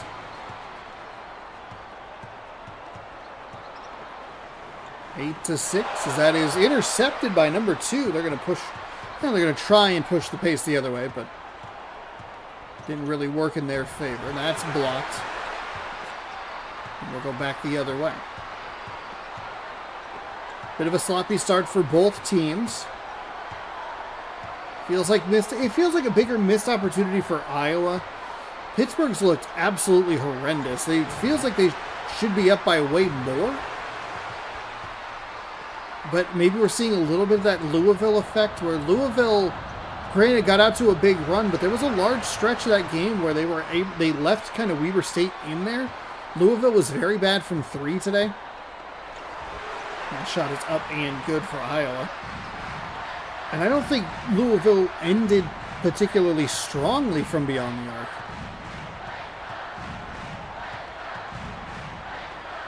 But they were able to just pull away from a weaker team, and you wonder if we're going to see that from Iowa today. That is in for a basket. Nice job for them. Nice job for Pittsburgh. They finally have their second shot, or their second make from the floor. That now matches the number of times they've just walked the ball out of bounds. Iowa's got to be careful now near the baseline. Gets it over the dropped arm of the defender.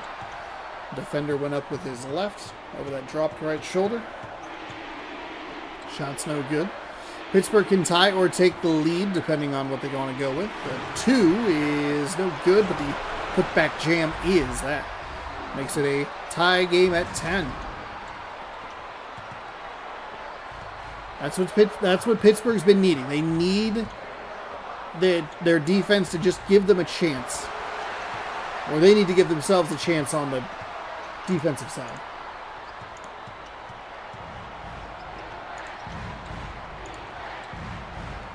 There's the bounce pass inside. 22 looking for something. Iowa retakes the lead as the 2 is up and good.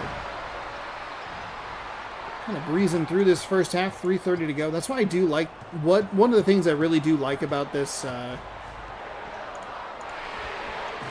the basketball tournament format is that clock is always moving for the most part. I mean, obviously fouls and out of bounds or whatever, but it doesn't stop like basketball does. It's not as hard to call as hockey is.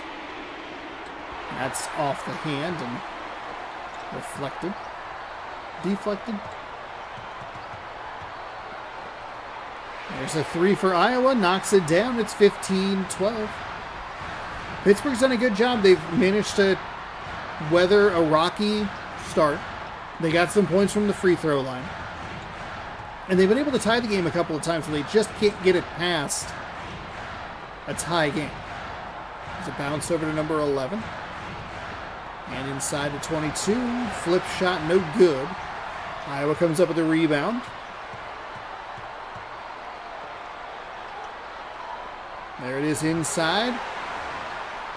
Nice little move. Get that left-hand finish, and it's 17-12. 5-point lead with 2.5 to go here in the first half.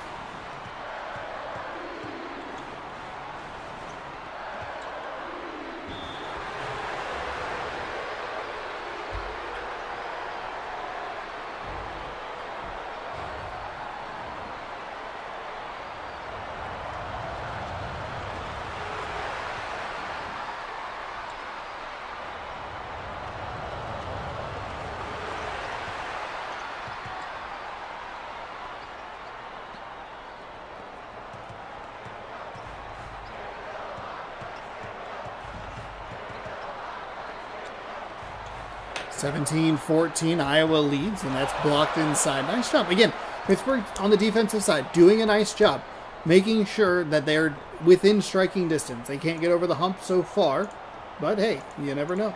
What's it going to take to break through?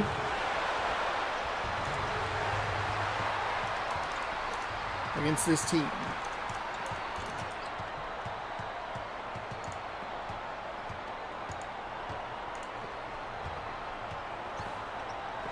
That still went away. 17-14 still. The score. Defense doing a nice job defensively for the Pitts Panthers.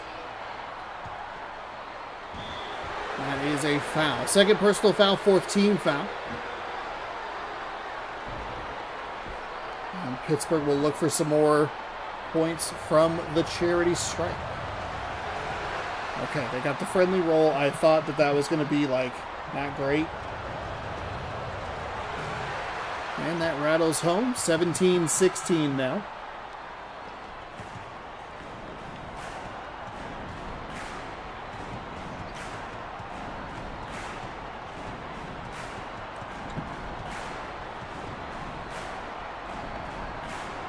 Can Pittsburgh come up with just a stop? One more stop and point. Okay, there it is. There's the check. There's the stop. I can't even finish the sentence. I'm so excited. 1 minute to go here in the first half. Bounce pass inside. They get it. Pittsburgh leads. The winless Panthers lead the Iowa Hawkeyes 18-17 with under a minute to go here. A backcourt violation from Iowa. They're rattled. They got to phone up Caitlin Clark. Yeah, hey, hi. We're like idiots. Can you come in and save us? We're going to drive in. There's a beautiful alley-oop. That's a 6-0 swing. And again, like, the key for Pittsburgh has been, hey, get to the line. Or, excuse me, the key for Pittsburgh has been get to the line. The argument against Iowa has been, if you shut them down and stop fouling them, you can shut them down. 20-17. Under 30 seconds to go in the first. Nice block. Oh, he stepped out of bounds. But the block overrides the fact that he just stepped a little too far out of bounds. Working it around the outside. Trying to find some room. Puts both hands up. Kicks back outside. Spin move.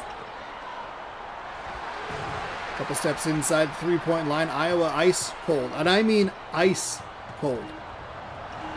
There's a deep three. That's going to leave a little bit of time on the clock. It's not going to be enough for Iowa to get a shot off. They almost stepped out of bounds anyway, and that was like an air ball. What we want to do is we want to just wipe all of that away, and we want to move forward. 20-17, the halftime score. Both teams performing pretty poorly as far as the halves are concerned. Pittsburgh got a nice little run there at the end to flip it from a 3-point deficit to a 3-point lead, but I don't think that we could really give them too much credit. A lot of their points have come from the stripe, and they have not been consistent on the offensive side. Iowa, on the other hand, I don't think they've really had the benefit of the free throw shooting that Pittsburgh has had. That's a nice block. They've just been really bad offensively and too many turnovers for them.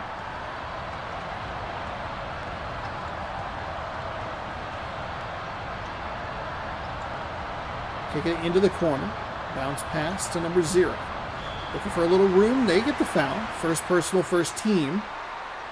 I don't know if it's the first shots from the free throw line. Oh, Iowa.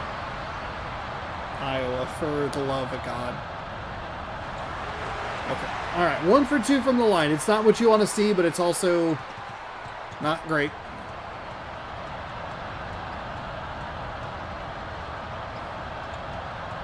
Twenty to 20. That's a nice pass. Way to get it out of your hands. The double team came over to bug you. You threw it to the open guy. He wasn't like the most open. You threw it to a different guy. He was able to make the play. That's what you want. That is absolutely slashed from beyond the arc. 23-22. Iowa retakes the lead. See if either of these offenses can get into a rhythm and maybe put this other team away. Again, like I talked a little bit about it earlier in this game, Iowa definitely feels like a team that should have had a bigger lead. But they kept putting Pittsburgh on the line, but 2, they just didn't do a good job. What's the word for it? Like, they couldn't take advantage of the opportunities on the floor. There's a deep 2 that's no good, a little too strong. Pittsburgh leads 24-23. 8:11 to go here in the second half. And there's a 3 from Pittsburgh. Buries it. And they lead by 4. Oh, you know what I should do? Let me take a count of how many 0 for teams we have. Hold on.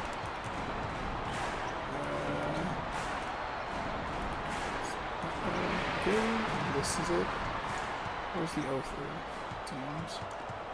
1, 2, 3, 4, 5, 6, 7, 8, 9, 10, 11, 12. There are 12 winless teams. Minnesota, Miami, Southern Mississippi, Pittsburgh, who we're watching right now. Marquette, Georgetown, Dayton, Northwestern, Tulsa, Washington State, Auburn, and Weber State. How many... That's, I guess, like kind of the fun game of like how many winless tournament teams do you think are going to win in this tournament?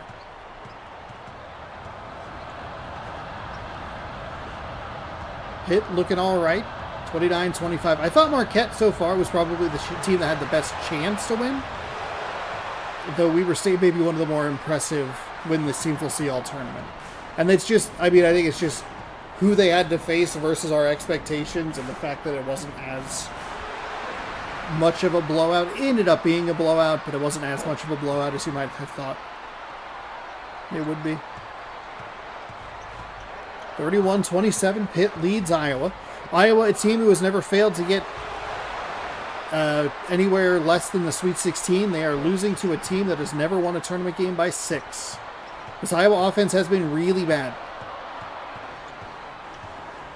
And Pitt has done a good job. It's what I was talking about. Can they hold up long enough defensively? There's a 3 on the outside. I was going to say Iowa ball regardless. You love the effort. He wasn't going to come up with it regardless because he was going to slide out of bounds anyway. But can Pittsburgh give themselves an opportunity defensively to turn it into offense? It's what they're doing a nice job with. The bounce pass back. There's the 3. It's rattles off, no good. We're going the other way. 33-27, still 6-13 to go. And there's a nice swat back in the face of the Iowa defender. They're going to lose the ball.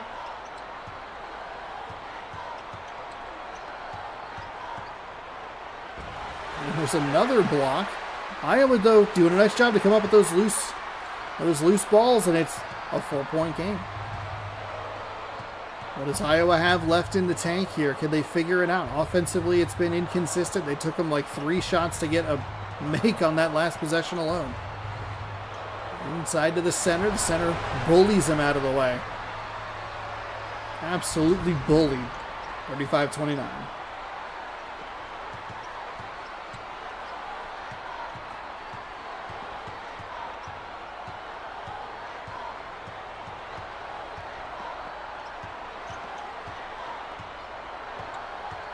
What are they working with here? Trying to find the three-point specialist. That was a disaster. It was so poorly run. It was so cluttered up in that area. There was just so little hope that that was going to actually work in their favor. Iowa does a good job to strip the ball away from the Panthers, but they come up with nothing.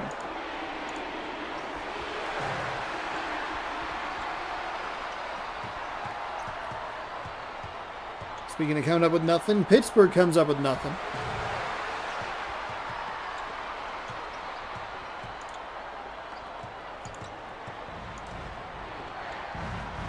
Bounce pass inside, spins around, and it's Pittsburgh up 8.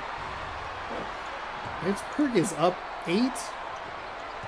Let's take a look at, I'm going to look at mine. So I don't remember. I filled it out while I was doing that lead thing. Or the lead-in programming. Oh boy. Oh boy. Oh boy. Iowa for me is an Elite 8 team.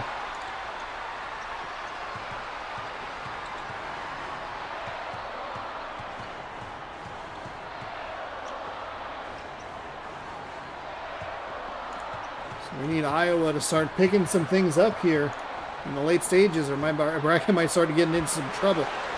But they just can't do anything on the defensive end. It's really bad.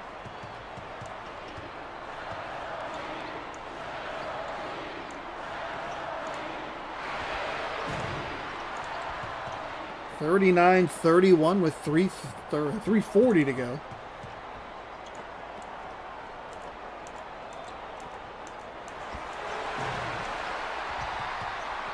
Okay, here's your opportunity there, Iowa.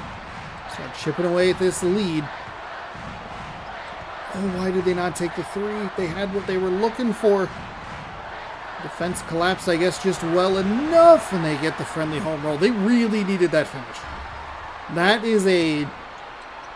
That's such a back-breaking missed basket if that's what ends up being the case.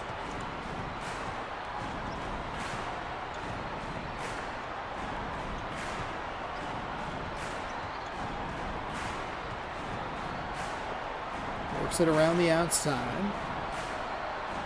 Gonna try in to number 15, who steps up, fires a shot. Nobody there to defend. Pittsburgh, hey, good job. When you're in the lead, hey, just match what they're doing. I think you can look at that both ways. Like, Iowa, if they're making 2s, you just need to worry about getting 2s. Maybe they'll miss a couple. Get your defense to figure something out. There's a nice offensive rebound. Bounce pass back outside. The 3 is up. The 3 is good to cut the lead down to 5. Match what they're doing. Just push that lead back out. They get a little bit closer, push it back out. Iowa on the other side, if they're making 2s, just try to stay within range. There's a 3. Can't have that on the Iowa defensive side.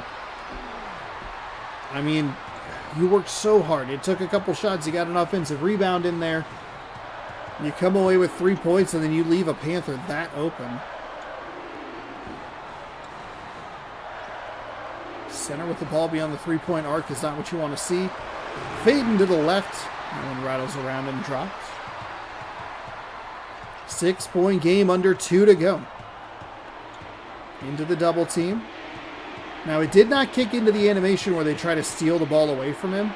Because that does almost, unless they pass out of it, it does result in a loose ball. There's a block inside. Nice job recovering that loose ball. They're down by 6. You don't need the 3. I think that's what you want. Hey, come up with an easy basket. A nice, easy layup. There's 1:27 to go here in the second half.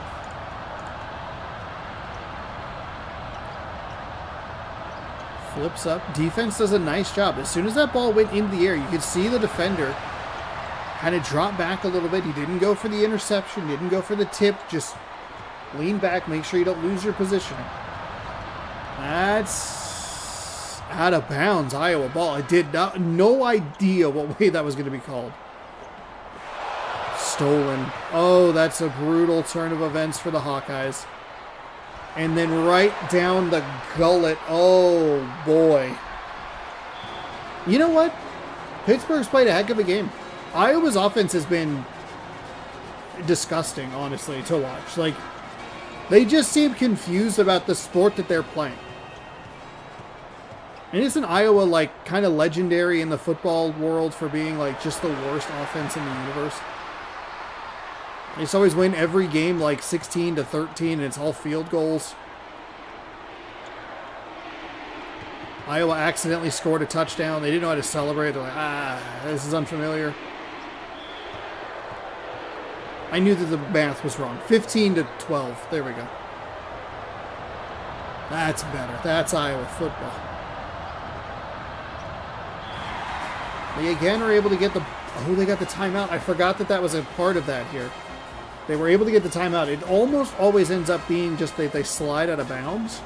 Do not yeet this ball down the court. Oh my God, this game. Someone come up with a loose ball. Goodness gracious.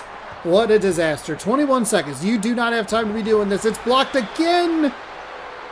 2 shots. They come up with a loose ball and Pittsburgh's defense comes through. Here's our first winless team victory today. Or for the tournament. There are 12 of them, so there should be, I think, 3 per section, I'd imagine. Wow.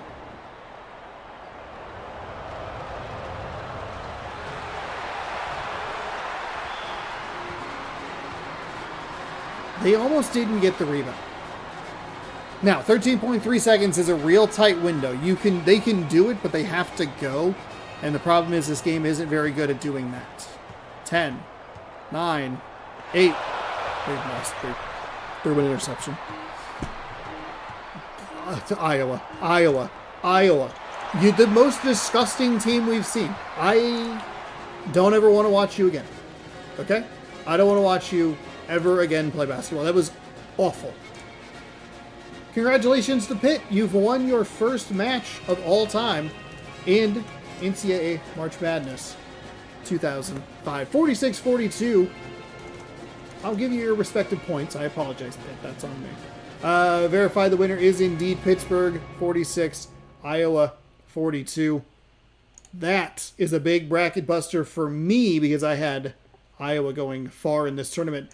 And they are one of the teams that you would actually look at and go, hey, that's a pretty solid pick. Some of the teams that we have in this tournament have most of their wins in one tournament. They're like a 7-win team has 6 of them in one, or 5 of them, or whatever. Iowa never made it less than the Sweet 16. They were, every time, they go 0-1 this time around, and that is not good for my bracket. And that will end our poll. All right, let's flip this thumbnail. We have one more matchup to watch. It is not the beautiful orange and the stupid tree. It is the Oregon Ducks and the Boston College Eagles. Oops. Boston College and Oregon. Bam. Ole Miss kind of ugly. All right. So let's do that. We are heading to Boston College. We will save that. And we will throw in one last poll of the day. Oops. It's the simple question. Who wins? And you go BC or Oregon. Ducks or Eagles? Who do you like? Battle of the Birds. To wrap things up, it's game number 8 of the day. Thank you everybody so much for hanging out. Hopefully you enjoyed the stream or are enjoying the stream. Hit the video with a like. Subscribe for more. We'll have more of this on Sunday at noon Pacific time. Oregon. They, I believe, are 1-3. Boston College is 3-3. I can grab you some of the stats here.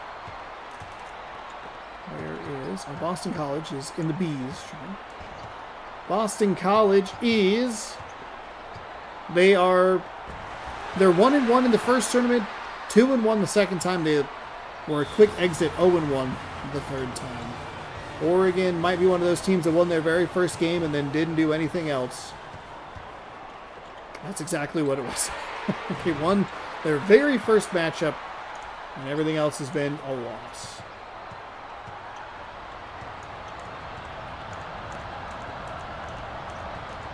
Bounce pass inside. The Ducks leave that one on the front iron. Boston College rattled around their first shot. And the Ducks looking to respond. Eagles drive inside. Nice block by the defense on the interior.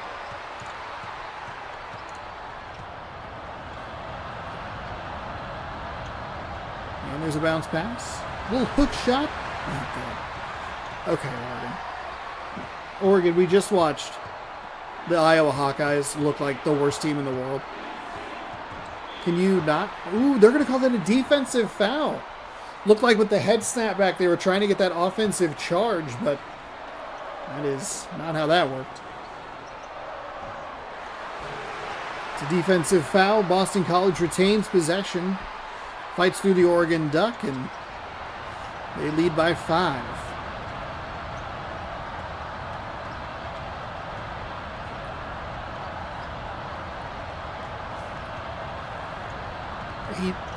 Excuse me, 8:04 to go. What can the Ducks do? From beyond the arc, 4 consecutive shots missed. You didn't have to do them like that. That's kind of rude. Ducks are one of the 2 kind of weird teams in the overall history of all the different games that we've used.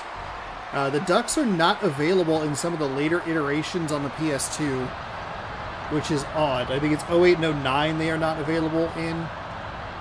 So they have not been a participant in every tournament, which is unfortunate because it's a great mascot.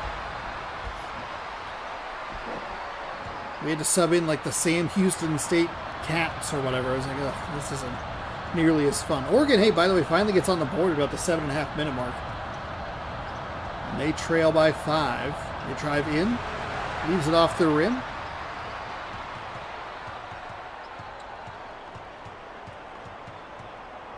And kicks to the corner. The question's going to become for me is, does Oregon have a 3-point specialist on their team? Everything's kind of stuck here. There, they finally put it into a bit of a play. He was not a 3-point specialist and left that one a little bit short. 7-2 now.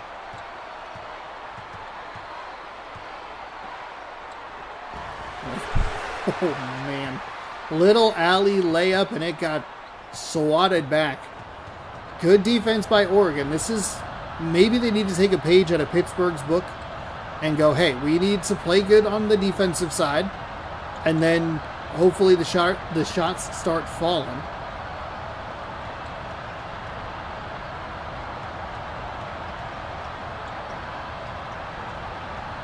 They are under 10 seconds with on the shot clock, and the center has it beyond the arc. Big old mess defense. Deep 3 is left a little short. So a good defensive possession for Boston College, not giving up an easy shot to Oregon, and a bit of a lucky offensive possession for the Ducks is that they didn't turn it over, but the circus shot falls, and Boston College will go to the line for an and 1. The thing is when I was filling out my bracket, I saw this matchup, and I was kind of...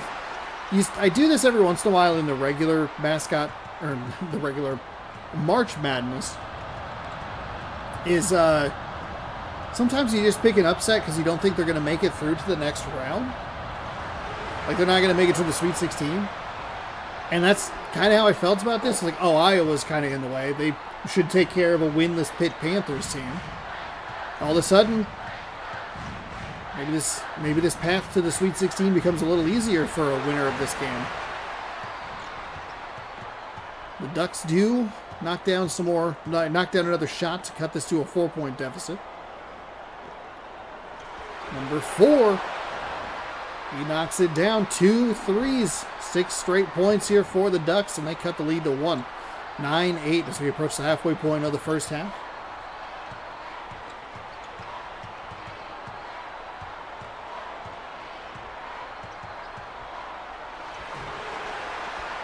Kind of a nice play there by that Boston College offensive player, or player. What? He zigged and zagged and worked his way through, but just couldn't come up with the bucket at the end. Oregon seeming to struggle at coming up with the lead-taking bucket.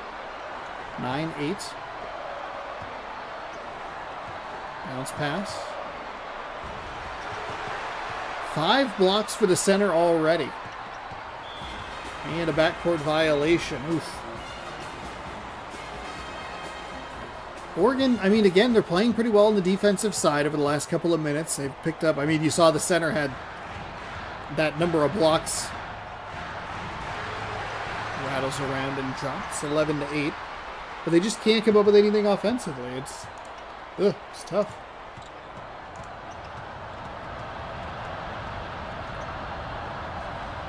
There is a shot that's no good. I was trying to figure out if it was going to be a 3 or a 2, but it doesn't matter because it didn't get made. Another block on the Oregon defense. Bounce pass inside. And the 2 is good. So again, they cut the lead down to 1. Oregon can't get over that hump. 11-10. 3:37 to go here in the first. Set the screen. Trying to find it inside. And that's stolen away. Okay. Boston College makes a mistake, throws it into some traffic. Oregon comes away with the takeaway. Can they get the defender off the feet? The shot is up and good off the glass. I love that play right there. That was great. Oregon with their first lead of the day. It's 12-11. This is a pretty low start for both teams. It's felt like it's looked a little better on the defensive side for Oregon. Like they're getting a lot of blocks. And it seems like offensively, Oregon is just not doing well making shots. It's not like the Boston College defense is playing particularly well. I guess we're really complimenting Oregon on the defensive side and then kind of insulting them offensively. Boston College is like, we're here too?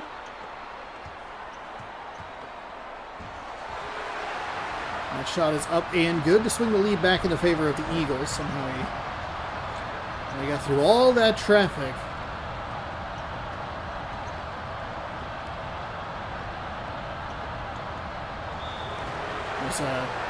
Attempted a dunk, but a foul is called. He needed to catch and turn a little more immediately. He had the positioning, but because they grabbed the ball and kind of waited on it and then moved, led to a foul. Now, if it leads to 2 points from the free throw line, which it doesn't really matter. Number 11 is 7'1". It's 14-13. Oregon leads. 2:22 to go here in the first half.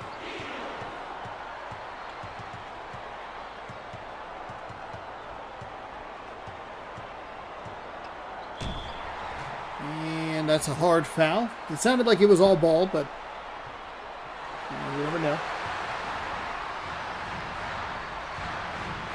First free throw is good. The second free throw rattles home. 2:10. Kind of a weird animation, like a real weird catching animation, it seemed. Oh, the hand on the ball, or I guess the wing on the ball.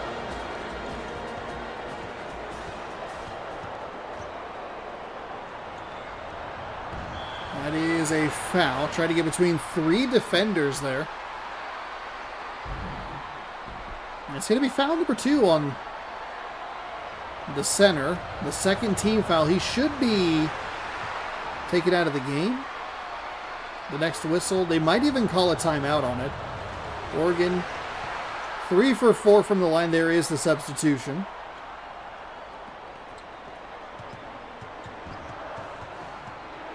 (15-15) with under 2 minutes to go in the first half. Both offenses off to slow starts. There's the bounce pass inside. Another block for the Oregon defense. They're going the other way, but they just don't have it in their fastest player's hands. It looked like number 2 was outrunning him.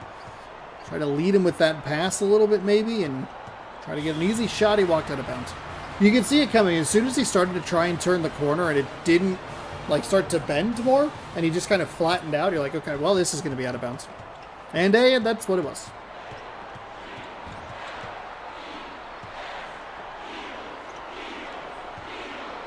Bounce pass inside. Hook shot. No good, but the offense gets a rebound. And it's no good. Foul. Leaves the front end short.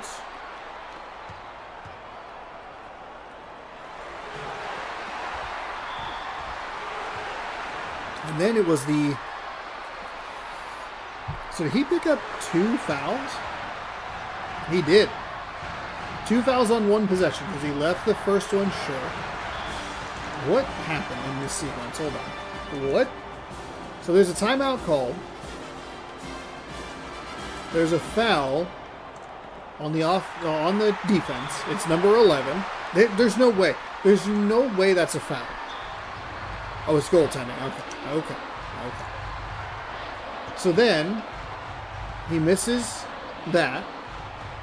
And then it's a foul, so number 11 picks up his second, or his third immediately. 2 quick passes inside. And they miss that. Timeout Oregon for some reason. Oh, to sub the player out. Never mind. Oh, then it's stolen, and then it's a goaltend. Oh, my God. What a bizarre sequence. It's 18-17 now. I mean, who even... What in the world? It took a bad time to take a drink. 18-17, game breaks. We'll be here for another 13 seconds or so. This would have been the time to try and go back and break down everything that just happened. That was a wild turn of events.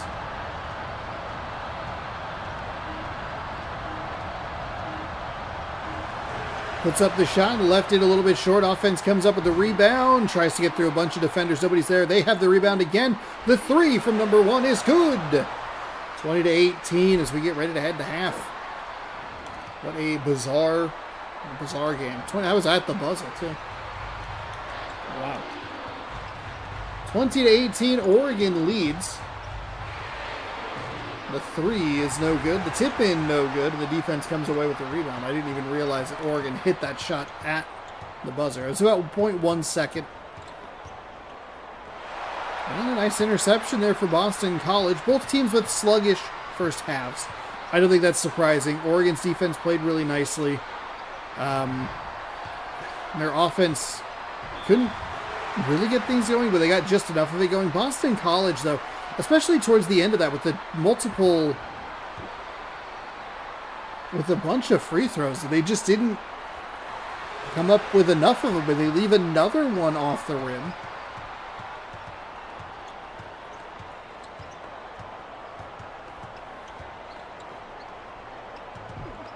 Tries to work with the pump fake. They're working along the baseline. A couple of defenders in the area, but no shot. So Boston College ties things up here in the early stages of the second half. And another hand on the ball or wing on the ball for the Ducks. The Eagles do a good job. Okay, well, you know what? I shouldn't have said that. Or I should have stopped my sentence. He did a good job to get in position. That is a disgusting percentage for both of those teams. 8 for 24 and 8 for 20. Yuck. But you had him in a good position, and then just a nice little move there to get around the defender. Jeez Louise. That sounded so loud. Just a big old thunk as you see it. Wow. Boston College. What is happening? And why is Oregon... Center number 5 has 3 fouls. What's going on? They keep giving up offensive rebounds.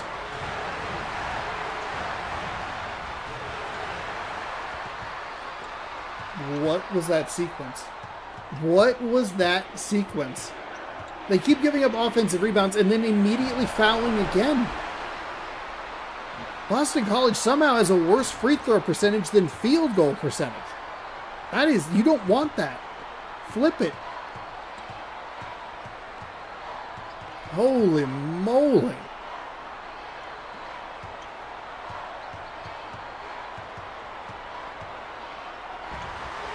There's another block inside for Oregon. They have been just dominant in the paint. It just felt like a no-go for the Boston College Eagles to be even in that area. Just like, don't... If they're in front of you, throw it anywhere else on the floor. Because they are probably going to stuff it right back in your face. Spins around. That's going to be flipped up and in.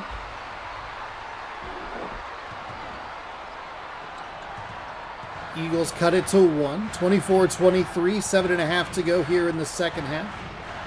8th and final game of the evening, or afternoon today.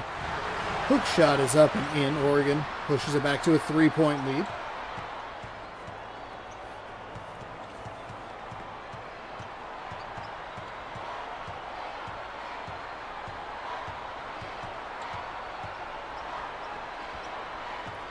Working it around the outside. Throws it across the court.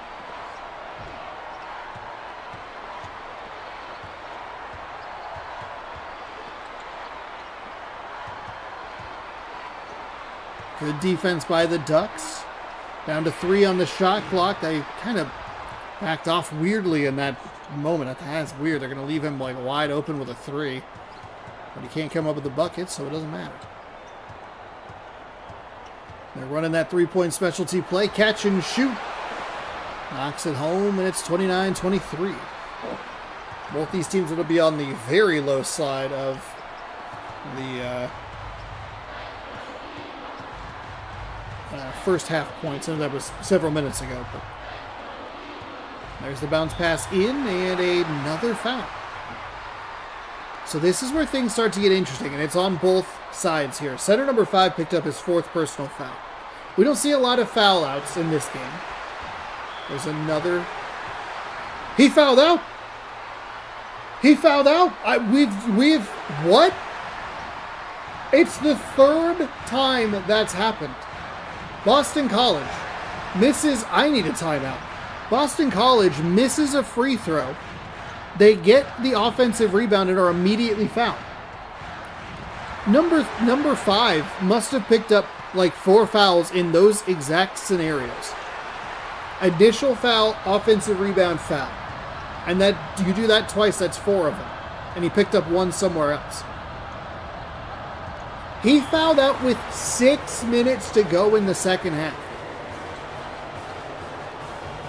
And I was going to say the interesting thing is that, well, one, Oregon, should they be losing towards the end of the game, and this doesn't really matter, it's a thing that I kind of just made up and stuck with. I think you would like to have a couple of extra fouls in there to force the inbound pass to maybe intercept it depending on the score. But in the other side of it is the fact that the Eagles are missing so many free throws. They are not going to be able to either catch up or hold the lead. But they keep getting put on the line. The Ducks defense has been so good, especially on the interior. They're picking up block after block after block, but when they foul, they are fouling in 2s. And if I'm Boston College, and I don't know if this game has that kind of, I'm sure it doesn't, but if the game had that kind of intelligence, it would just drive the ball near the center every single time. They already have a center fouled out. They can't lose their other center. Wow. And number 45 is on the line. He is the center. And he misses both free throws. And Oregon can't come up with an offensive rebound. The three is no good. Number 45 with the defensive rebound. So this is going to be an interesting back quarter of the game here for the Oregon Ducks. I mean, you could almost employ the hack-a-shack technique of, like, just start hacking people, let them shoot free throws, they can't make anything.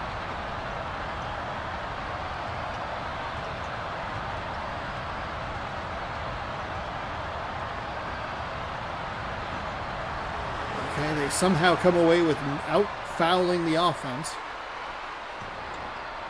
Boston College takes the lead 32-31. I think the only times we've ever seen foul outs are in like overtime games, and I don't know that we have. Like off the top of my head, I couldn't tell you when we had a foul. But we have it now. Oregon, Boston College. They stepped out of bounds. They survived all of that to step out of bounds. 32-31. The next game that we watch between Pittsburgh and whoever wins this might be the ugliest game of the tournament. It's awful. There it is. And again, they avoid the foul, but they do give up the bucket. 34-31. Big swing for the Boston College Eagles, who you would be looking at their free throw stats and just going like, the reason that they lost is they couldn't buy a point from the free throw line. It's just such a bizarre situation. Working it around the outside. That is off the front iron, no good.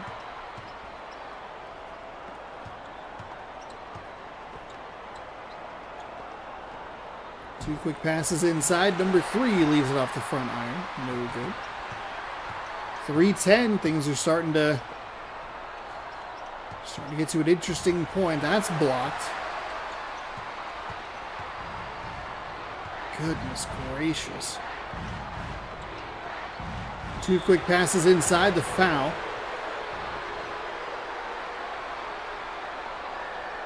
Everything about Oregon seems like it's just a little off. Number 3 will go to the line. Probably better than putting a center up there. He missed the free throw.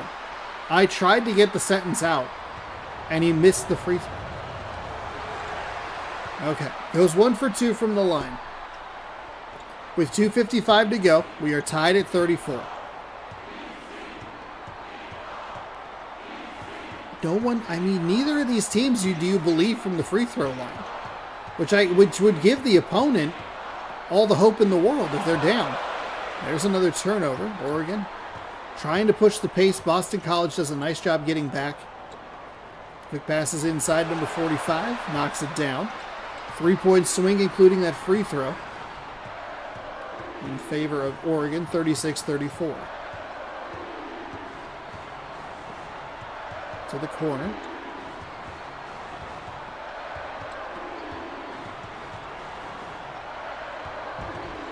Moves it across. That's blocked by Oregon. We're going the other way.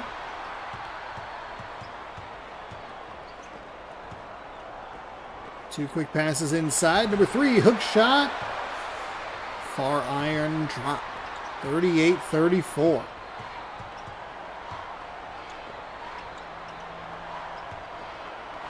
Well, they let him off the hook. That was too easy. If you're Boston College, that's what you want to do. Neither of these teams have been good from the free throw line. So just stay within a possession. If you can get a 2, foul them. They missed the front end of a 1-and-1. Oh my goodness. Nice defensive possession there for Boston College. Turn that into points on the other side on the other end. Excellent job. 38-38. It's been a weird one, but it's been a good one.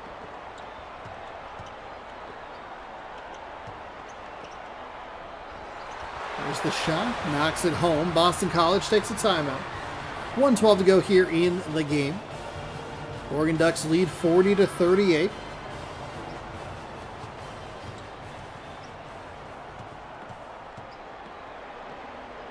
Crowd quiet.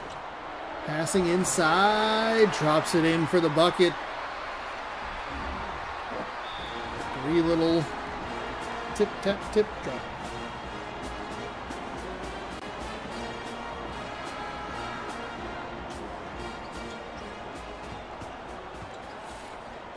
Oregon's going to work it up the floor. Under a minute to go now. What do they have in store? What can they do? Oh, and weirdly enough for both teams, it hasn't come down to the free throw shooting just yet.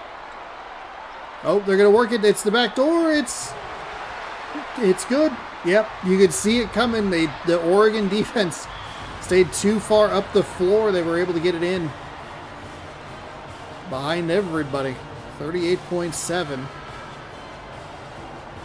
42-40 game. I like Boston College working with a little more aggressive defense. Oregon's had to have put their regular center in, right? 2 quick passes. It's number 45. Shot is up and good. Tie game. 42 all.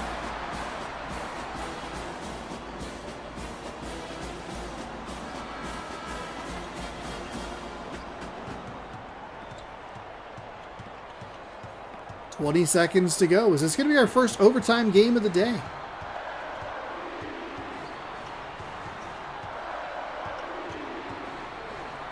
Boston College. Under 10 seconds. 6, 5, 4, 3, 2, 1. They got it with 1.4.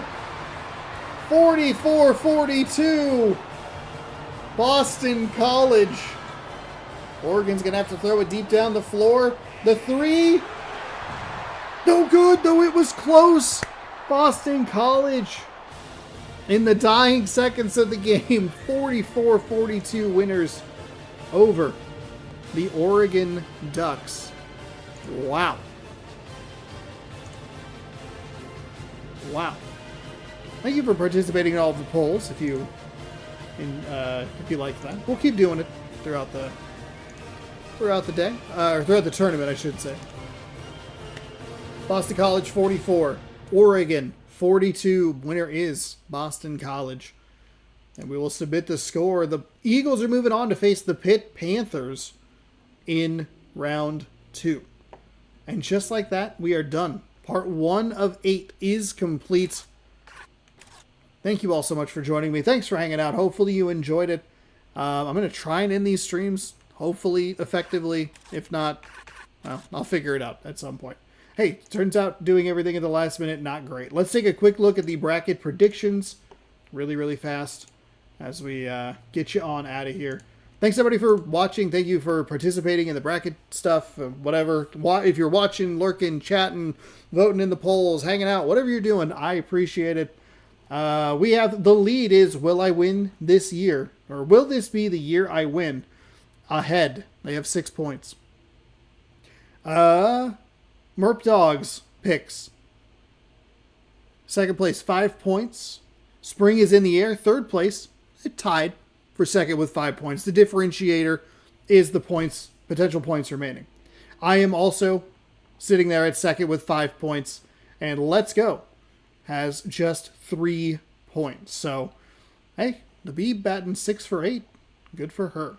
We'll be back Sunday at noon Pacific time. Uh-oh. Oh, it's pulling all the other chat. Okay, thank God. Thank God. I was like, I have not been seeing a chat at all. Nope, we're good, we're good. Yeah. Sunday, noon Pacific time, back here on youtube.com/Seannosaurus. We'll have day 2 of this tomorrow night at 6 p.m. Pacific time. We will have MLB 11, the show, and I'll be doing the dual streams for the foreseeable future on both YouTube and Twitch. So if you'd like to watch the live streams, be sure to check out either channel. So if you're on Twitch, stick around, hang out. I appreciate it. If you're on YouTube, thanks for watching. I appreciate it. No, I've been doing the live streams on Twitch for a while, or on YouTube for a while. With all that being said, I need to get this figured out so I can end this video efficiently. And I'm going to try on the YouTube side to cut the VOD to where it's not quite as long on the front end. Thank you for watching. I hope you enjoyed. We will see you next time for more March Mascot Madness. Have a great rest of your day. I appreciate you hanging out. Bye, everybody.